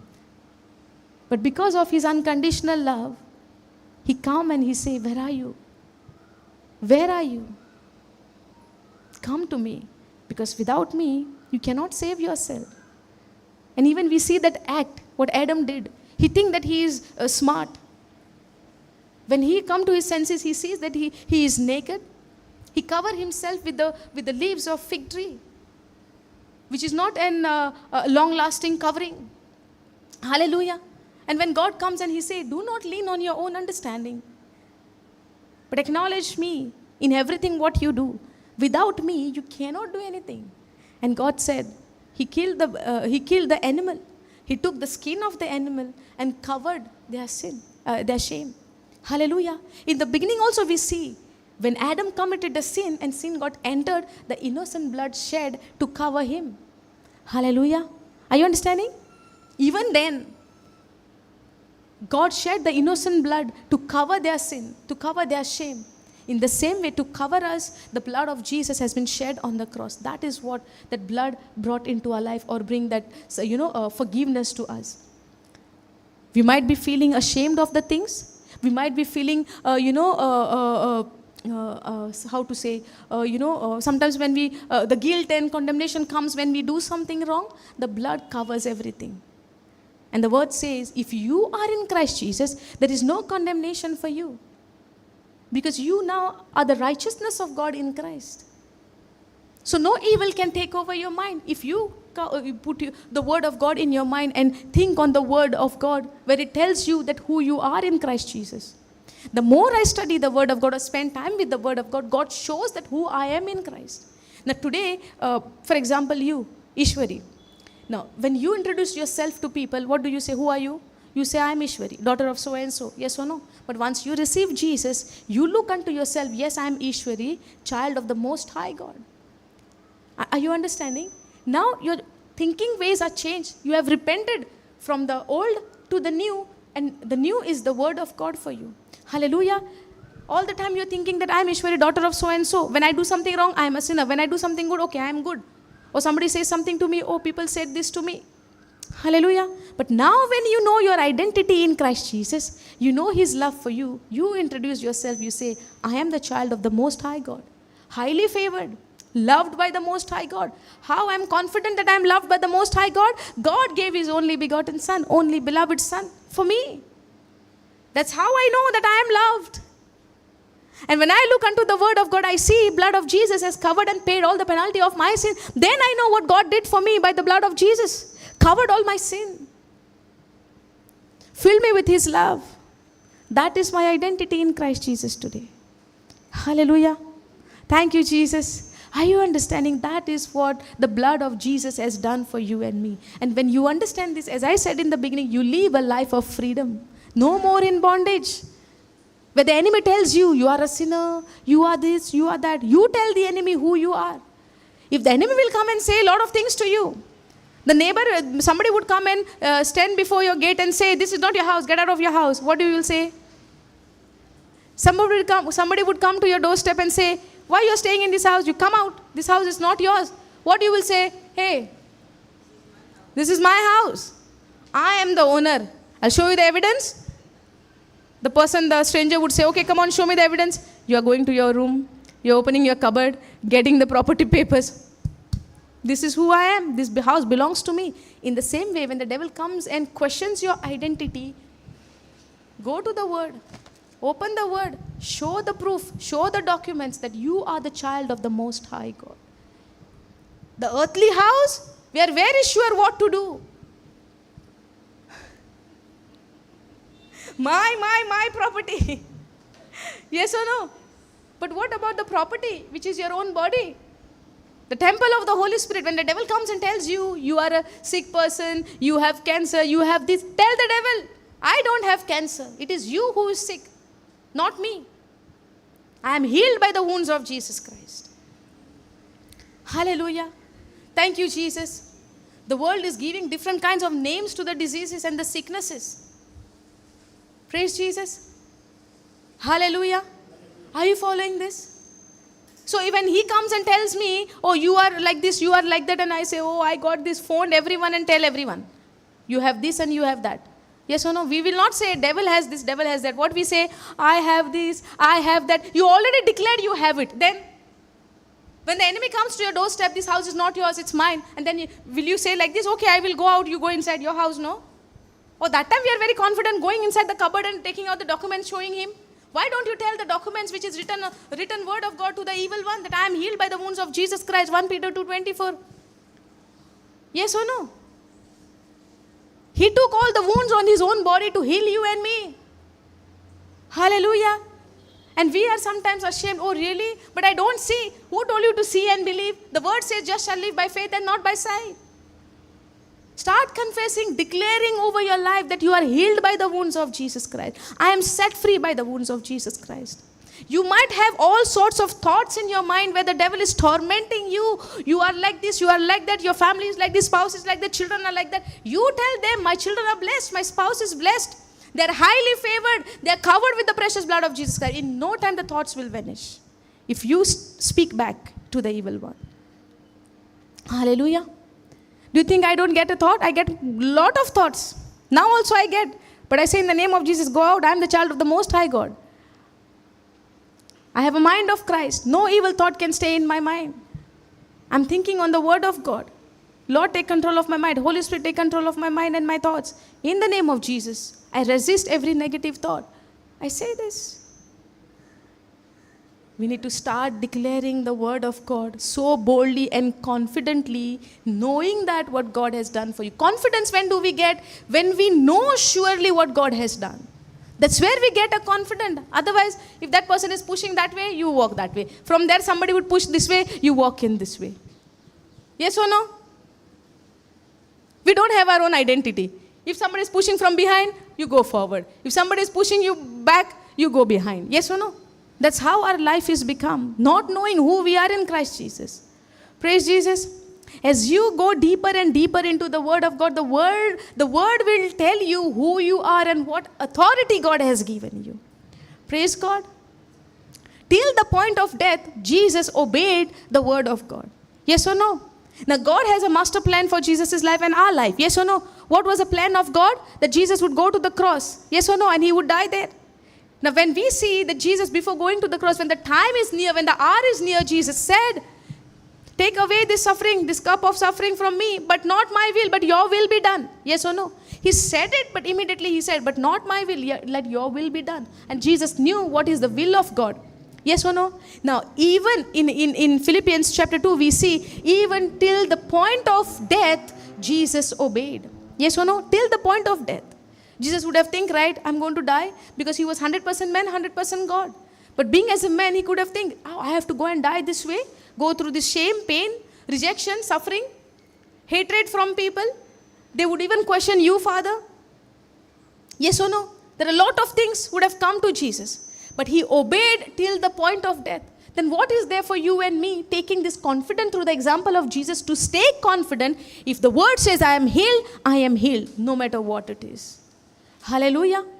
But we wait 1 month, 2 months, 3 months, not happening, doubt. Hope and doubt will not go together. Hope is the anchor of your soul. Hallelujah. Hope is the anchor of your soul, which is steadfast. No shaking, no moving. Yes or no? That's why we put the anchor into the sea, so that the boat will not move, the ship will not move. Yes or no? In the same way, hope is an anchor of our soul. Hallelujah. Confident and assurance. Praise be to God. Are you following? Thank you, Jesus. Praise you, Jesus. Okay. Now, this hope is a strong and trustworthy anchor for our soul. It leads us through the curtain into God's inner sanctuary. By faith, we believe that Jesus has already taken us into inner sanctuary. That's why we say, I am the righteousness of God, right? There is no doubt in believing that God, as Jesus, has already taken us into the inner court. Hallelujah. Into the Holy of Holies. In very presence of God, where God dwells. There is no doubt. You know why? That's where we say that I am the righteousness. When you are righteousness, what is the meaning of righteousness? You have right standing before God, a very nature of God. Just like in the beginning, how Adam, before sin got entered in him, before sin have dominion over him, before he disobeyed, God and Adam were together walking and talking. Yes or no? They had that connection. They were united together. Now today, we were separated from God because of the first Adam's sin. Now because of second Adam, he has reconciled us back to the Father. He has restored our relationship back to the Father. Now nothing is between us and the Father. Now there was something which separates us from God, and that was a sin. Yes or no? In Isaiah 59:2, we see that sin separates us from God. What the word says, that sin separates us from God. God said, right, if you eat the fruit of the tree of the knowledge of good and evil, you will surely die. Now separation is what? You die in your spirit. Now they died in their spirit. Yes or no? Now the good news for you and me, Jesus came, died on the cross, and gave us new life in him. Where we are born again in our spirit. When we are born again, my spirit and God's spirit is become one. God's spirit and my spirit is become united together. Hallelujah. Now the Spirit of God is dwelling inside of me and working through me. As Paul says, I am crucified with Christ. Now it is not I, but it is Christ who lives in me. Now who is living inside of you? By faith, in Galatians 4 tells us that the Spirit of Jesus is given to us. Now, the Holy Spirit, the Spirit of Jesus is dwelling inside of us. Not in physical, but in spirit. We believe it by faith. And that Spirit who is living inside of you leads you. Hallelujah. Guides you. Directs you. Where nobody can say, no, I'm very weak. If you are very weak, start dancing. Because in your weakness, His grace is sufficient. Yes or no?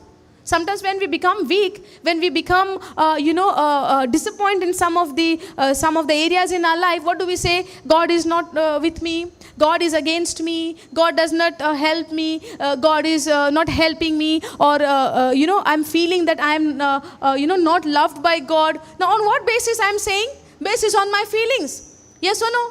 I'm feeling left alone from my family or from the people who is around me. I'm thinking that God has left me. Yes or no? God never leaves. What I need to be sure of, that God has said, I will never leave you nor forsake you. If God said that, how you are saying? On basis of your feelings?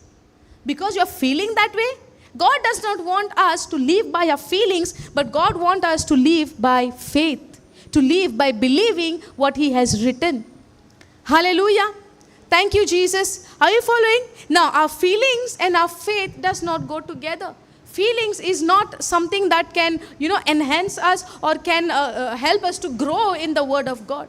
Feelings will come, feelings will go. Today I feel so much of energetic. Today I feel so much of happy. Today I feel so much of,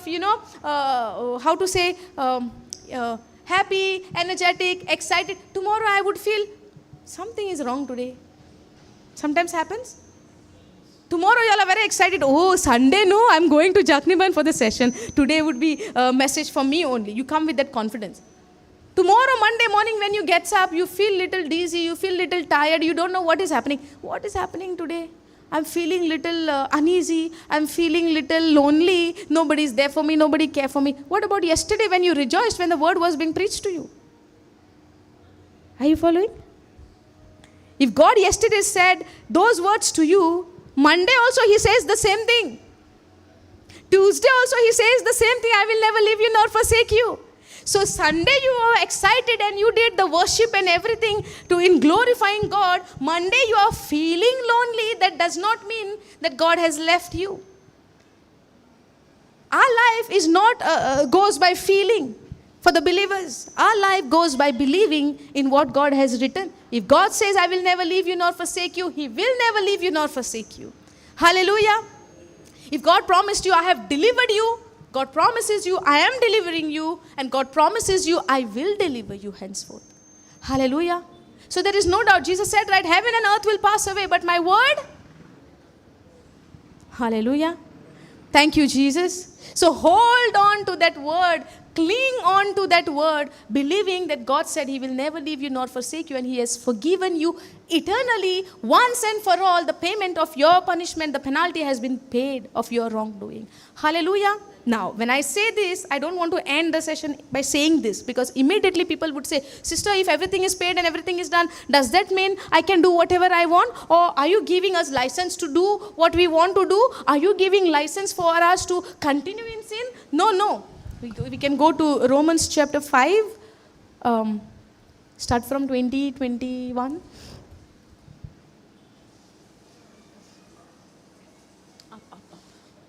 Romans chapter 5.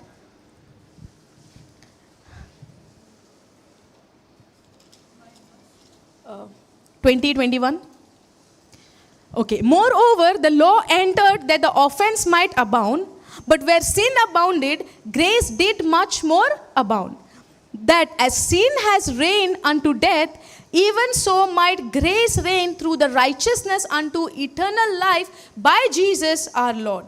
Now, if you read it from the verse 18, therefore, or we can start from 17.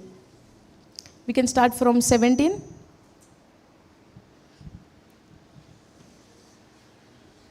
Okay, I'll read it from here. You just pay attention. For if by one man's offense death reigned by one, much more, you pay attention now. We will see here afterwards. Let them fix it. You pay attention, okay? We are reading from 17th verse. For if by one man's offense death reigned by one, much more, say much more. Much more, say much more. You received something in much more. Are you not excited for this much more? If you understand what you receive by this much more, sin will not reign over you. Sin will not rule over you when you get to know what you have received in much more. Hallelujah. When the word is being preached, you just need to catch it. Hallelujah. If somebody is throwing some bundles like this, you will not catch it. You will sit like this only. Much more, no? For your need. That time I feel not 2 hands, maybe 5, 6, 7 hands will come up. Yes or no? This is something much more you have received. Now see. For if by one man's offense, who is this one man? Adam.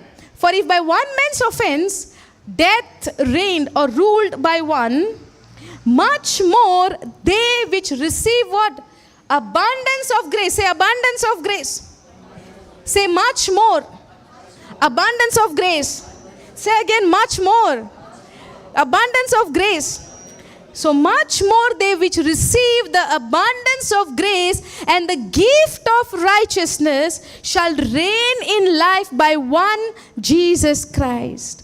So with Jesus Christ, you reign, you rule in how, for by which one man's offense, death reigned by one. Correct? Now, much more they which receive the abundance of grace. What did you receive by Jesus Christ? The abundance of grace and the gift of righteousness. When you have the abundance of grace and the gift of righteousness, you shall reign in life by one. Now, what is the meaning of reign? You rule in your life. You don't live like a slave, but you live like a king. Who rules? The king rules. Yes or no?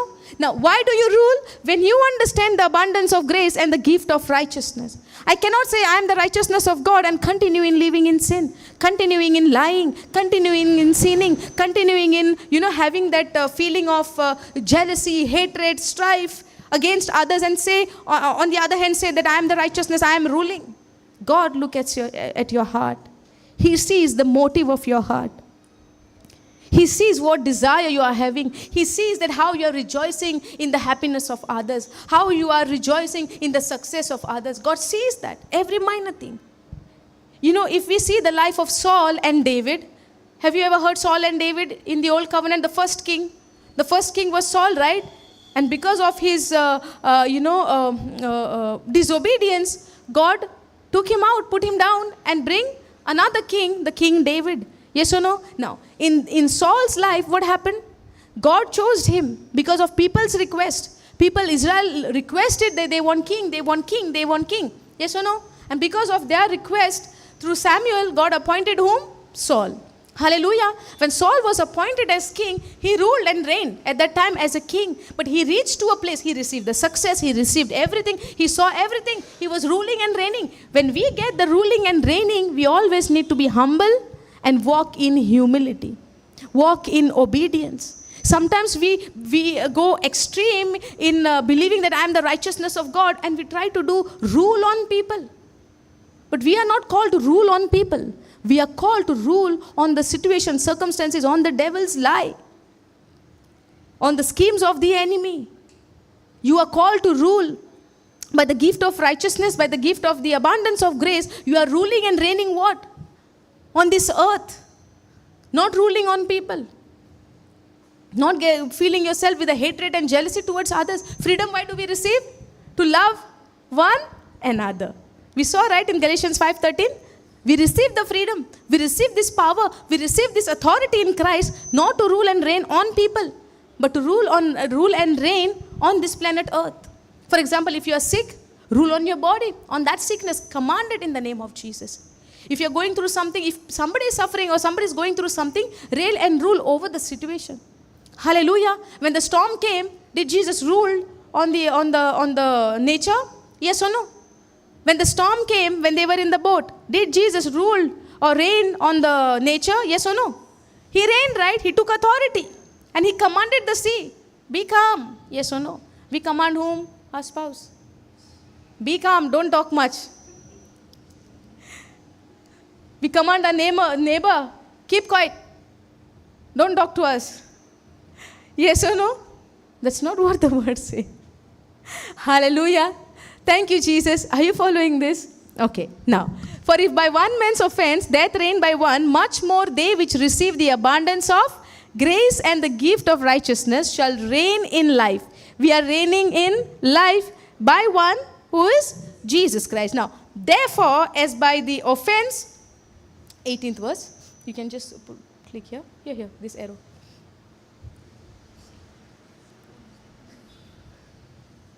Thank you, Jesus. 18. Okay.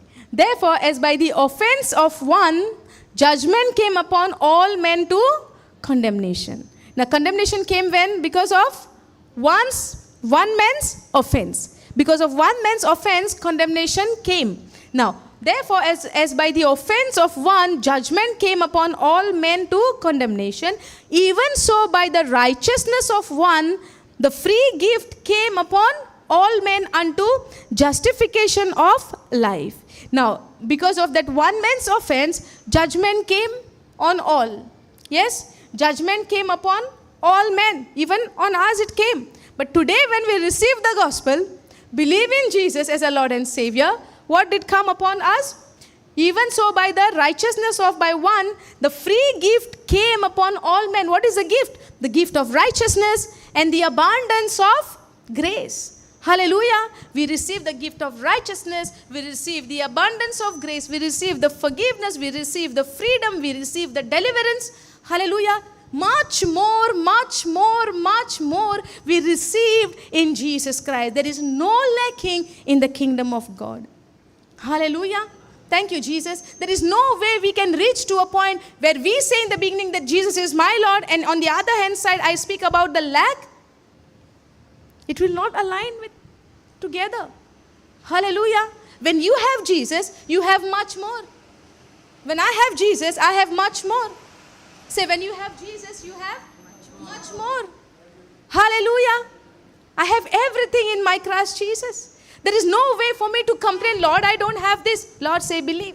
Jesus said it is finished. Yes or no? When Jesus said it is finished, you have much more. And the gift of righteousness, because of that one man's obedience, you have this all. All in all. By that one sacrifice, he entered into that inner sanctuary. By his own sacrifice, his own body, his own blood, his own flesh. Hallelujah. Thank you, Jesus. I praise God that I got to know Jesus in my life. You might be thinking, I know Jesus from my childhood, from my birth. No. I got to know Jesus for the first time at the age of 17, 16. Where I was not even born in a Christian family. And I praise God and I thank God for the thing what I have received in Christ. Hallelujah. This is something much more for me. What I received in my Christ. Praise God. Yes, the Bible doesn't promise us, you will not have situation, you will not have, persecutions, or you will not have troubles in your life. Everything we know. And in the book of Peter tells us, do not be like strange things is happening in you, in your life. When something happens, you don't be like something strange is happening. No. God has spoken about it. You be ready for that. Because when you are walking in that situation or in the midst of this problem, God says, I'm walking with you. He said right to Joshua, do not be afraid, be courageous, be strong. I go before you. Yes or no? Joshua might be wondering at that time, how this will be complete now? How will I take these people? Moses could not do it. The one who brought us by crossing the Red Sea. He did everything. Now what I will do? He must be in fear. If he was not in fear, God would have never told him, do not be feared, do not be afraid. Yes or no? Praise Jesus. Today morning, after coming here, I met someone, and she's an elderly person, And when I met her, she said, praise Jesus, sister, it's really nice, how the word of God is being preached and going to the ears of people, where people are getting set free, where people are saying that, the word of God really set me free. And it was wonderful to hear these things from, from her mouth. Because as I see her, in physically, I see that she is an elderly person. And I, imagine, Lord, the way she is speaking your word, if the young generation starts speaking these words in this way, how beautiful it would be. And we would see the devil is, getting tormented in such a way, seeing the young children are getting set free by this kind of, by the truth. And she said, sister, every time when some fear comes, some tension comes, some worry comes, one verse I remember. And you know which word she said? Isaiah 41:10. Do not fear, for I am your God. Do not be dismayed. You know that? Isaiah 41:10. I will help you. I will uphold you with the right hand of my righteousness. This word, she said, strengthens me at this age when you see her. And so beautiful. So wonderful. We see people in this age, they are thinking, when I go to, when I die, will I go to heaven or will I go to hell? Some people are thinking this. And thinking that if I go to church, that will save me and take me to heaven. But if you don't have the truth, not necessarily we will go to heaven just because I go to church every day.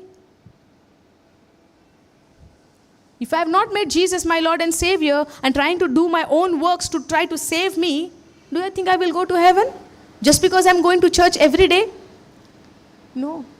But when I see this person, when she said, very elderly person, she said, Isaiah 41:10 gives me that strength and courage, to believe in my Lord.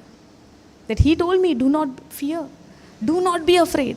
And that keeps me confident. Also we see in this age, people are praying, give me good health. Sometimes even people would pray in this way, God, if I'm about to die, take me just like that. Don't keep me on the bed, so that I don't want to listen from people who will take care of me. Sometimes people pray in this way also. I heard people saying that, what will do by leaving? Better I die. But have you finished the assignment which God has appointed for you? That's the question. Have you finished what God has a plan and purpose for your life? Question. Did you bring at least one life to Christ? It's a question. Yes or no? When we see troubles in our life, we say, it's better I die. What will I do living? But do you know after dying where you will go? But if you have this truth in you, you are confident that you stand right before God just now. Not after you're dying. You are experiencing heaven on earth right now. Where there is Jesus, there is heaven. Yes or no? Who paid the price of your sins? And the price of your sin and my sin is the blood of Jesus, the sacrifice of Jesus, the body of Christ, the cross,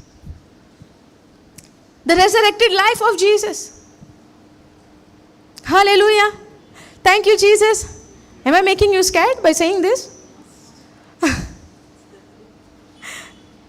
Or this is the truth which is opening our mind? Yes or no?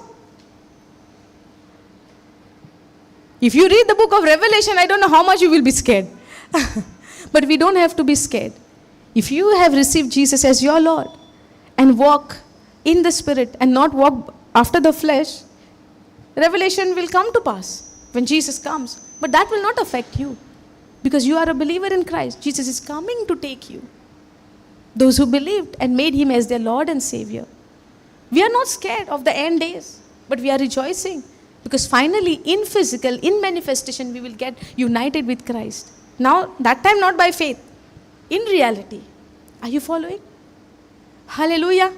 Thank you, Jesus. Praise you, Jesus. Okay. Now, we'll finish 2021 and then done, okay? Are you all hungry? Hungry for the word or hungry for the physical food? Food is not come. Praise Jesus. Okay, therefore, as by the offense of one judgment came upon all men to condemnation, even so by the righteousness of one, which is Jesus, the free gift came upon some men. Some men. Did all men received? Did all men receive this? Or those who believe only received? It is appeared to all men, given to all men. But did all men has received this? No. Those who believe, for them it is. Now, the free gift came, because when sometimes free gift comes, costly gift comes, we are sometimes doubting, is it the original or duplicate? Yes or no? If I keep a very big bundle of cash somewhere here, whoever comes, take it. And if you see the big bundle, is it real notes or fake notes? Why somebody would give this much? Yes or no? Same thing happens with Christ also. It becomes difficult for us to believe that forgiveness is by a free gift of God without me paying the penalty of my sin and just by believing. Just by believing? Correct, no? Yes, only by believing in Jesus Christ. Now, the free gift came upon all men unto justification of life. Now go to the 19. For as by one man's disobedience, many were made sinners. Now, we are made sinners or we are sinners? We are made sinners, that's why we were sinner. But praise be to God for the gospel of Christ, the sacrifice of Christ, that he came to give us the righteousness. Hallelujah. Now, for as by one man's disobedience, many were made sinners, for by the obedience of one shall many be made righteous. Now, we see two things. Disobedience, obedience. Sinners, righteous. Disobedience resulting in sinners. Obedience resulting in righteous. When we look unto this verse, we have nothing performance in this. We do not have any performance in this. Disobedience of that one man which brought nature of sin on everyone, the obedience of the righteous man, who is Jesus, brought the nature of righteous to everyone, those who believe. I should stay away from the screen. Just remind me. Okay. For as by one man's disobedience, many were made sinners, by the obedience of one shall many be made right or righteous. Hallelujah. Many be made righteous. Now, disobedience also we have not done, but because of that one man's, we are made sinners. We are made sinners not because I have committed a sin. I commit a sin because of the sinful nature in me. Hallelujah. Now, when we look unto someone, if he is a drunkard or he is a smoker, what we say, oh, he is sinning against God. Oh, he is doing this kind of act. He is a sinner. He is a sinner not because he is smoking or he is drinking. He is a sinner because of that one man's disobedience. But when we look unto that person without having the knowledge of the word of God, how do we look unto that person? He is a sinner. Yes or no? But why he is committing a sin? Because he got a sinful nature in him because of that one man's disobedience. So I got a nature not because I committed a sin. I have no works in there. I got the nature of righteous not because I am doing good works that made me right. Are you following the difference? So nobody can say and boast, because of my good works I am saved. No. Because of the good work of Jesus, the obedience of Jesus, I am made righteous. Hallelujah.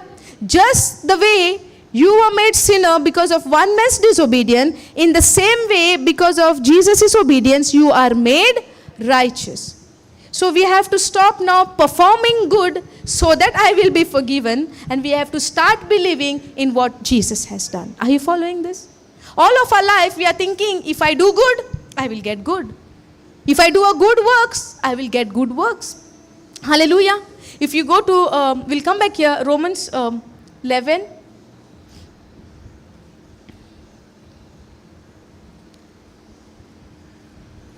Six, 7 verse, go.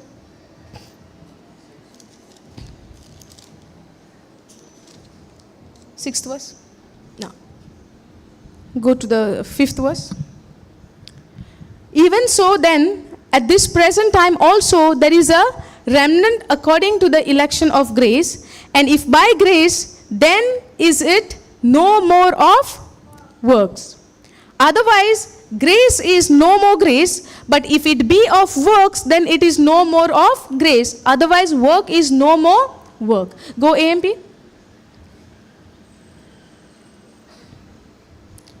Fifth verse. So too then, at the present time, there has come to be a remnant, a small believing minority, according to God's gracious choice. But if it is by grace, God's unmerited favor. Now, Ephesians 2:8 tells us, everyone knows the verse Ephesians 2:8, how we are saved. We are saved by grace through faith. Saved by grace through faith. Faith in whom? Faith in God, that He has saved us by grace. Now, faith is God's part. Grace is God's part. Faith is my part in receiving that grace. Hallelujah. And then again, the continuation of the scripture tells us, like 8, 9, 10, that it is not our works. It is completely the work of Jesus. That you can go, and we are not going deeper into that. What I want to show is, we are become righteous by the obedience of Christ. Correct? So we are made righteous by the obedience of Christ. That's where we receive the grace of God and we are saved. Now, Jesus became obedient so that you and I would be made righteous. Not because of my works. If it is work, then it is not Jesus' sacrifice. And if it is Jesus' sacrifice, then it is not your works. Are you understanding? Do you see, we'll go this later, okay? Do you see that every time when we do something wrong, what comes to our mind immediately? How will I fix this? How will I be forgiven? What should I do? What God will do to me now? Will I be punished? Now, how to escape from this? Happens? Happens with you all? Does it happen? Kide ami white kela pramka immediately. Ata kide kurpache. Immediately we get into fear. Now, why the fear comes? No confident in the grace of God. No confident in the blood of Jesus. No confident in the sacrifice of Jesus. That's why what comes inside? Fear. Now, when these kind of thoughts are coming to me, the fearful thought, somewhere back of my mind, I'm thinking, what should I do now to come out from this? What should I perform to get out from this? Correct, no? So where we reach? We reach into performance. But when you reach into the way of performance to be forgiven, then it is no more grace for you. Hallelujah. And the only way you and I got saved is by the grace of God. Hallelujah. Thank you, Jesus. Now, but if it is by grace, God's unmerited favor, it is no longer on the basis of works. Otherwise, grace is no longer grace.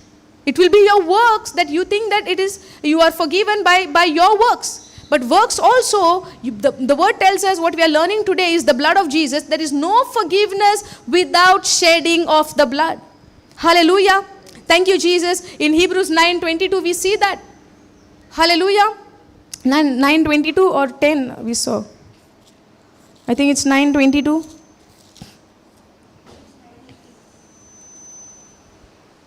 No. Hebrews 9:22. Without shedding of the blood is no forgiveness. So even if you try to work to be forgiven, there is no forgiveness.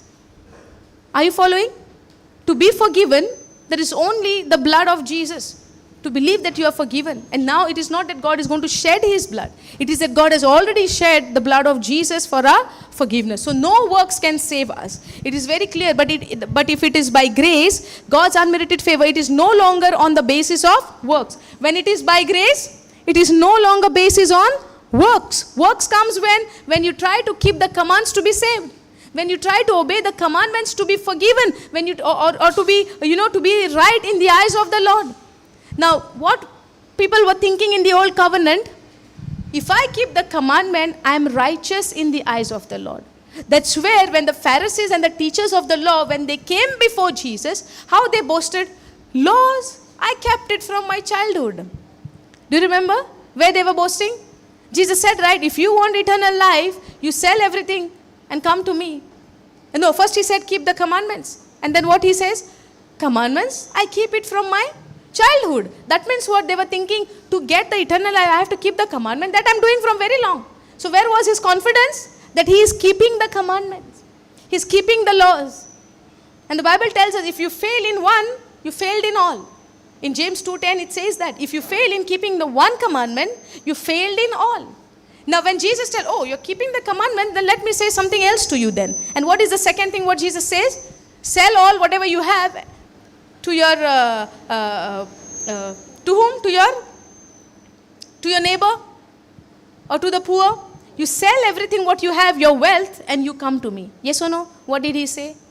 He don't say anything. He just becomes sad, sorrowful, and he goes. That means what? Is he happy in selling his wealth? No. If he is not happy in selling his wealth, that means God is above or the wealth is above.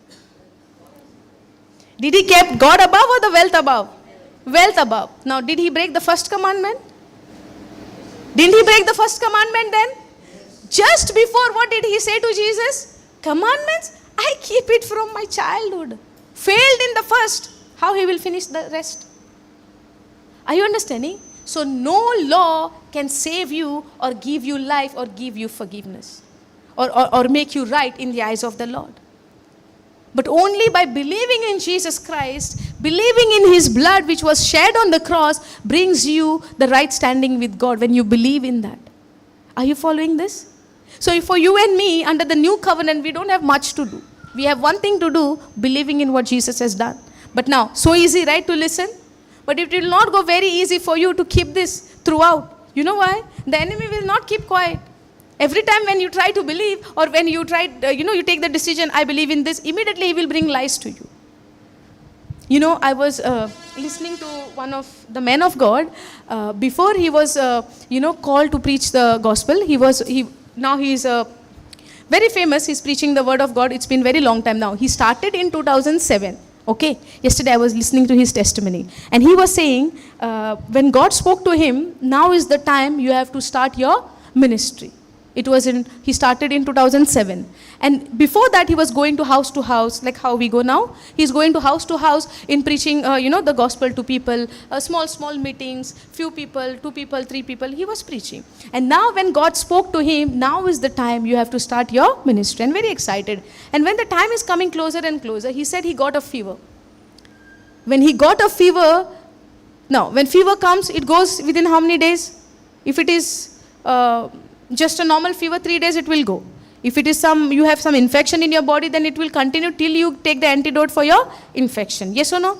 Now, he got fever and it continued for 1 week, 2 week, 3 week, 4 week. It went till 1 month.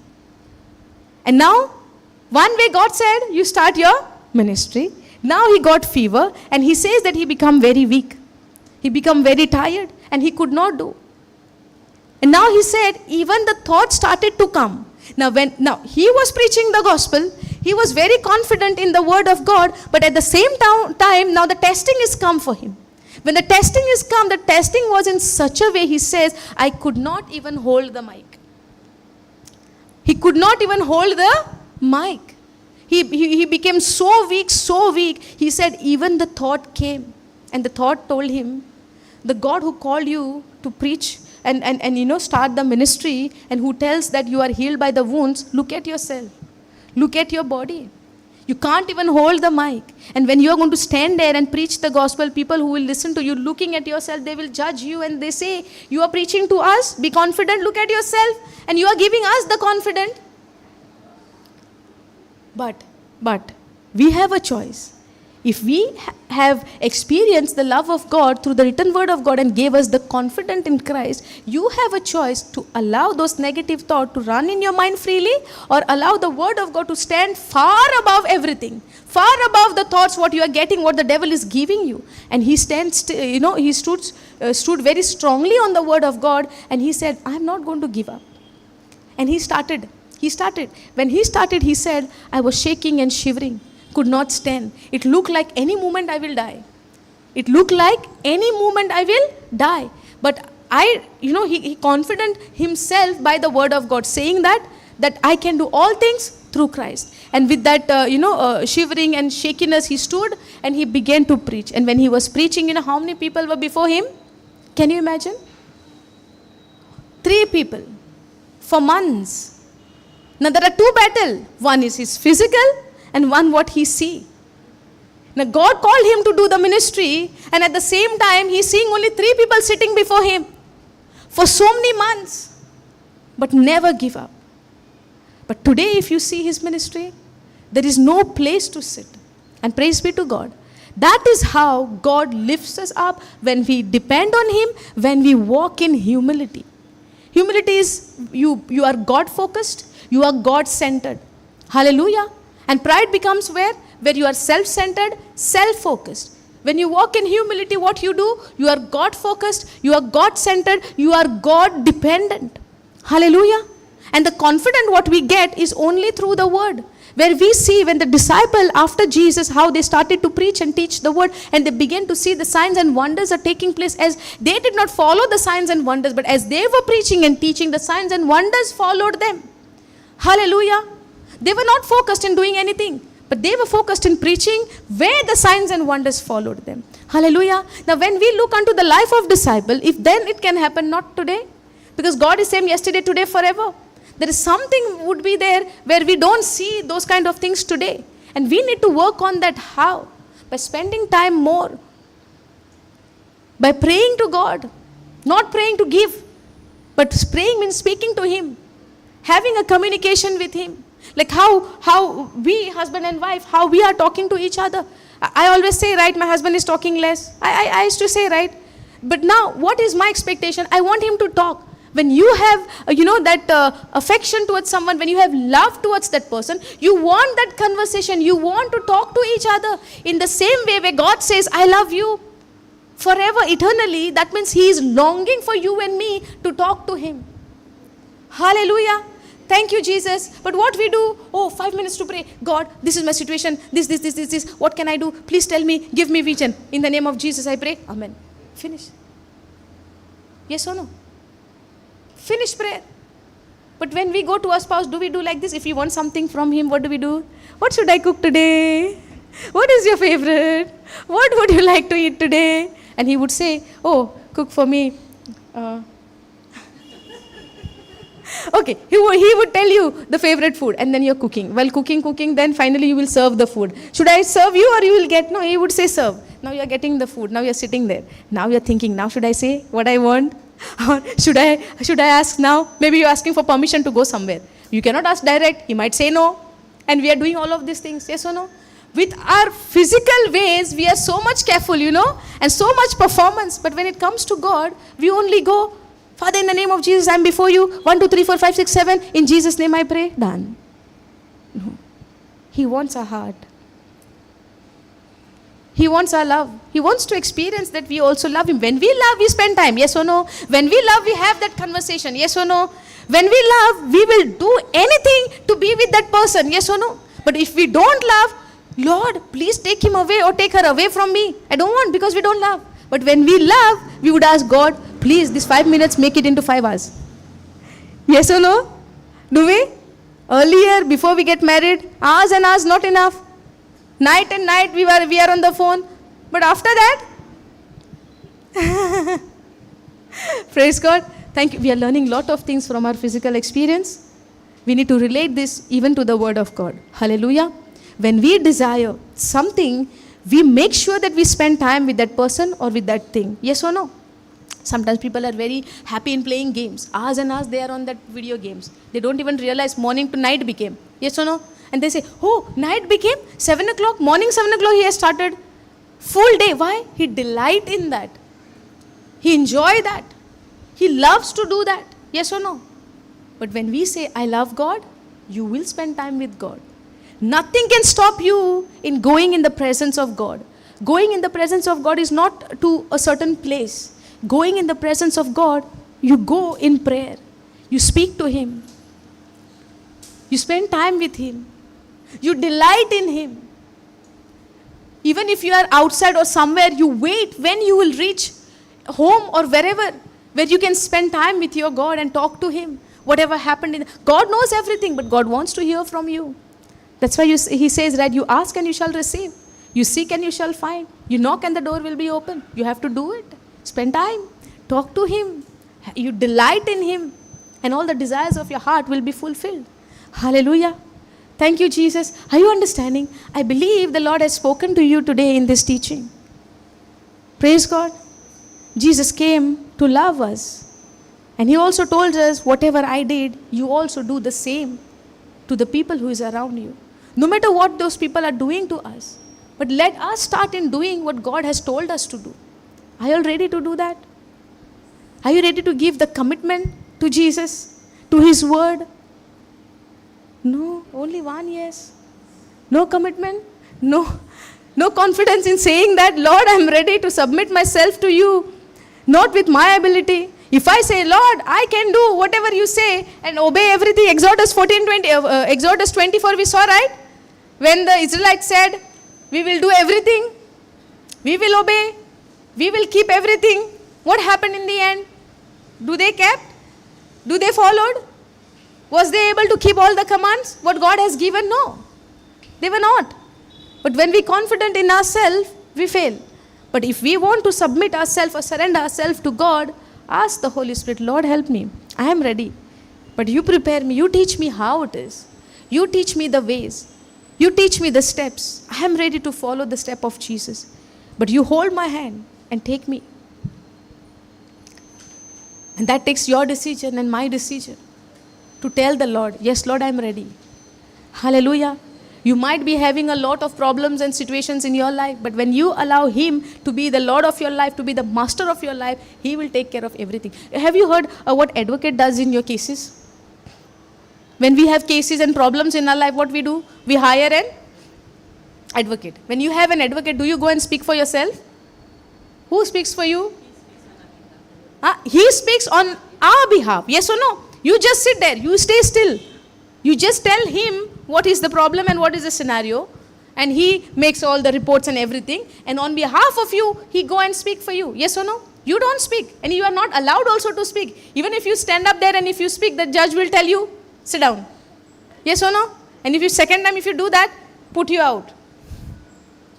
Praise God. So when you have an advocate, he speaks on behalf of you. So let the advocate of your life be Jesus, the Holy Spirit. He is the advocate. He is a standby. He is a comforter. He is a strengthener. He is our everything. He is our all in all. But what we do, in spite of knowing that, let me show you. No. You stand still. You be at rest. You be in peace. In that peace which Jesus has given you. If you have received that peace in your heart, you will be at peace. And that will show that you are walking in the Spirit. If you cannot be at peace, that means you are walking after the flesh. And when we walk after the flesh, we experience death in our life. And death is what? Not a physical death. Experiencing death means the separation from God. You feel you are away from God. But when you walk in the Spirit, God takes care of everything. You just have to be still, calm, at peace, at rest. Where God commanded us to be at rest. Yes or no? Come to me and I will give you rest. But when He calls you, come to me, you go to Him and He gives you that rest. You be at rest on behalf of you. He fights your battle. You might be wondering, today we learned about the forgiveness, about the blood, about this. What about my problem, sister? What about my situation, sister? What about the baggage with what I have come here? This baggage has been taken by our Lord Jesus. Cast all your burdens unto me, and I will give you rest. Give all the cares of yours to me, because I care for you. Let's obey in what He has said. Let's do in what He has said. If He is telling, give all your cares to me because I care for you. Not because I don't care for you and I will reveal all your secrets to others. No. Jesus said, I care for you, therefore you give all your cares to me. And when you depend on Him, when you remain in Him, you give all your cares unto Him, and you see the miracle and the wonders what God shows you in your life, in physical. Hallelujah. So now are you ready to give all the cares to Him? That's why I gave you 2-3 scriptures, Matthew 11, 28, 29. Cast all your burdens unto Him, and He will give you rest.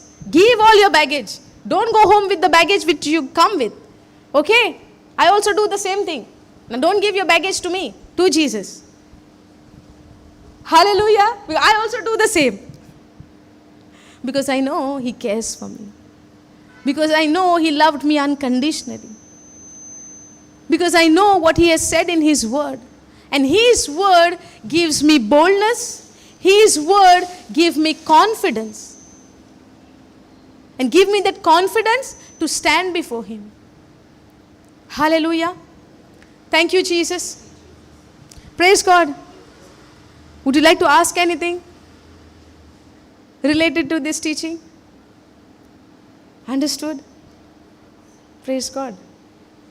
So let's follow the instruction which God has given us. Cast all your cares. Give all your burdens to Him, and He gives you rest. He cannot give you rest until you give the burden. You follow His word first, then He will do the next. Hallelujah.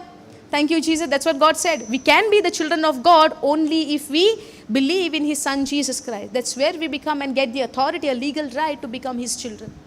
Hallelujah. So there is an instruction. Believe Jesus, you shall not perish, but shall have eternal or everlasting life. But there is a condition to have this eternal or everlasting life. What do I have to do? Believe in His Son. Yes or no? So that I will not be perished. So now also God says, give all your burdens to me. By knowing what I have done for you, today we understood that what the blood of Jesus has done for us. Through the sacrifice of His blood, He has taken us together with Him into the inner sanctuary, into the place called Holy of Holies where God dwells. Hallelujah. And what we have now? The hope, the confidence. We have this hope, which is the anchor of our soul, where we believe that yes, Jesus has put, we have put the anchor of our hope to our soul. Hallelujah. That we believe that God has done it, and I'm already by faith believing that we are already entered into the very presence of God by having the nature of God that's called the righteousness of God. Hallelujah. Thank you, Jesus. I believe the message is clear. And as we are, continuing week by week, day by day, continuing in the word of God, I believe that this word is every day setting us free from every bondage. Hallelujah. Thank you, Jesus. So we have from Monday to Friday to do the, study at home, sitting with the word of God, Monday to Friday. Do we have time? Or we have time only on Sundays when we come and sit here? Monday to Saturday, not Friday. Monday to Saturday. How many days become? Monday, Tuesday, Wednesday, Thursday, Friday. 6 days. Okay, it becomes 6 days, right? So 6 days we have to sit and spend time with the Word of God. The more we sit and spend time with the Word of God, the more God gives us the revelation from the Word. Hallelujah. Thank you, Jesus. So next time when you come after spending time with the Word of God, now when I say, do you have any question? Now, when we spend time with the Word of God and God fills us with more and more revelation, next time when you come, you might say, Sister, I have something to say. This is what I experienced in last week. This is what I got. This is what I learned. This is what the Holy Spirit taught me. You will come up with these things. Hallelujah. Thank you, Jesus. Praise you, Jesus. Praise God. Okay. Anybody would love to do the closing prayer? Who wants to come? Arun, come.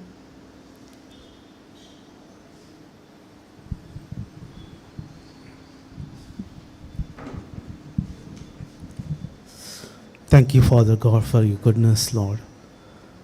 Thank you, Father, even before the foundations of the earth, you have chosen us to be holy and innocent and blameless before your eyes, Father. Thank you, God, from your holy throne you have sent your only begotten Son, Jesus Christ. He has sacrificed, he has shed his precious holy blood, the blood of God.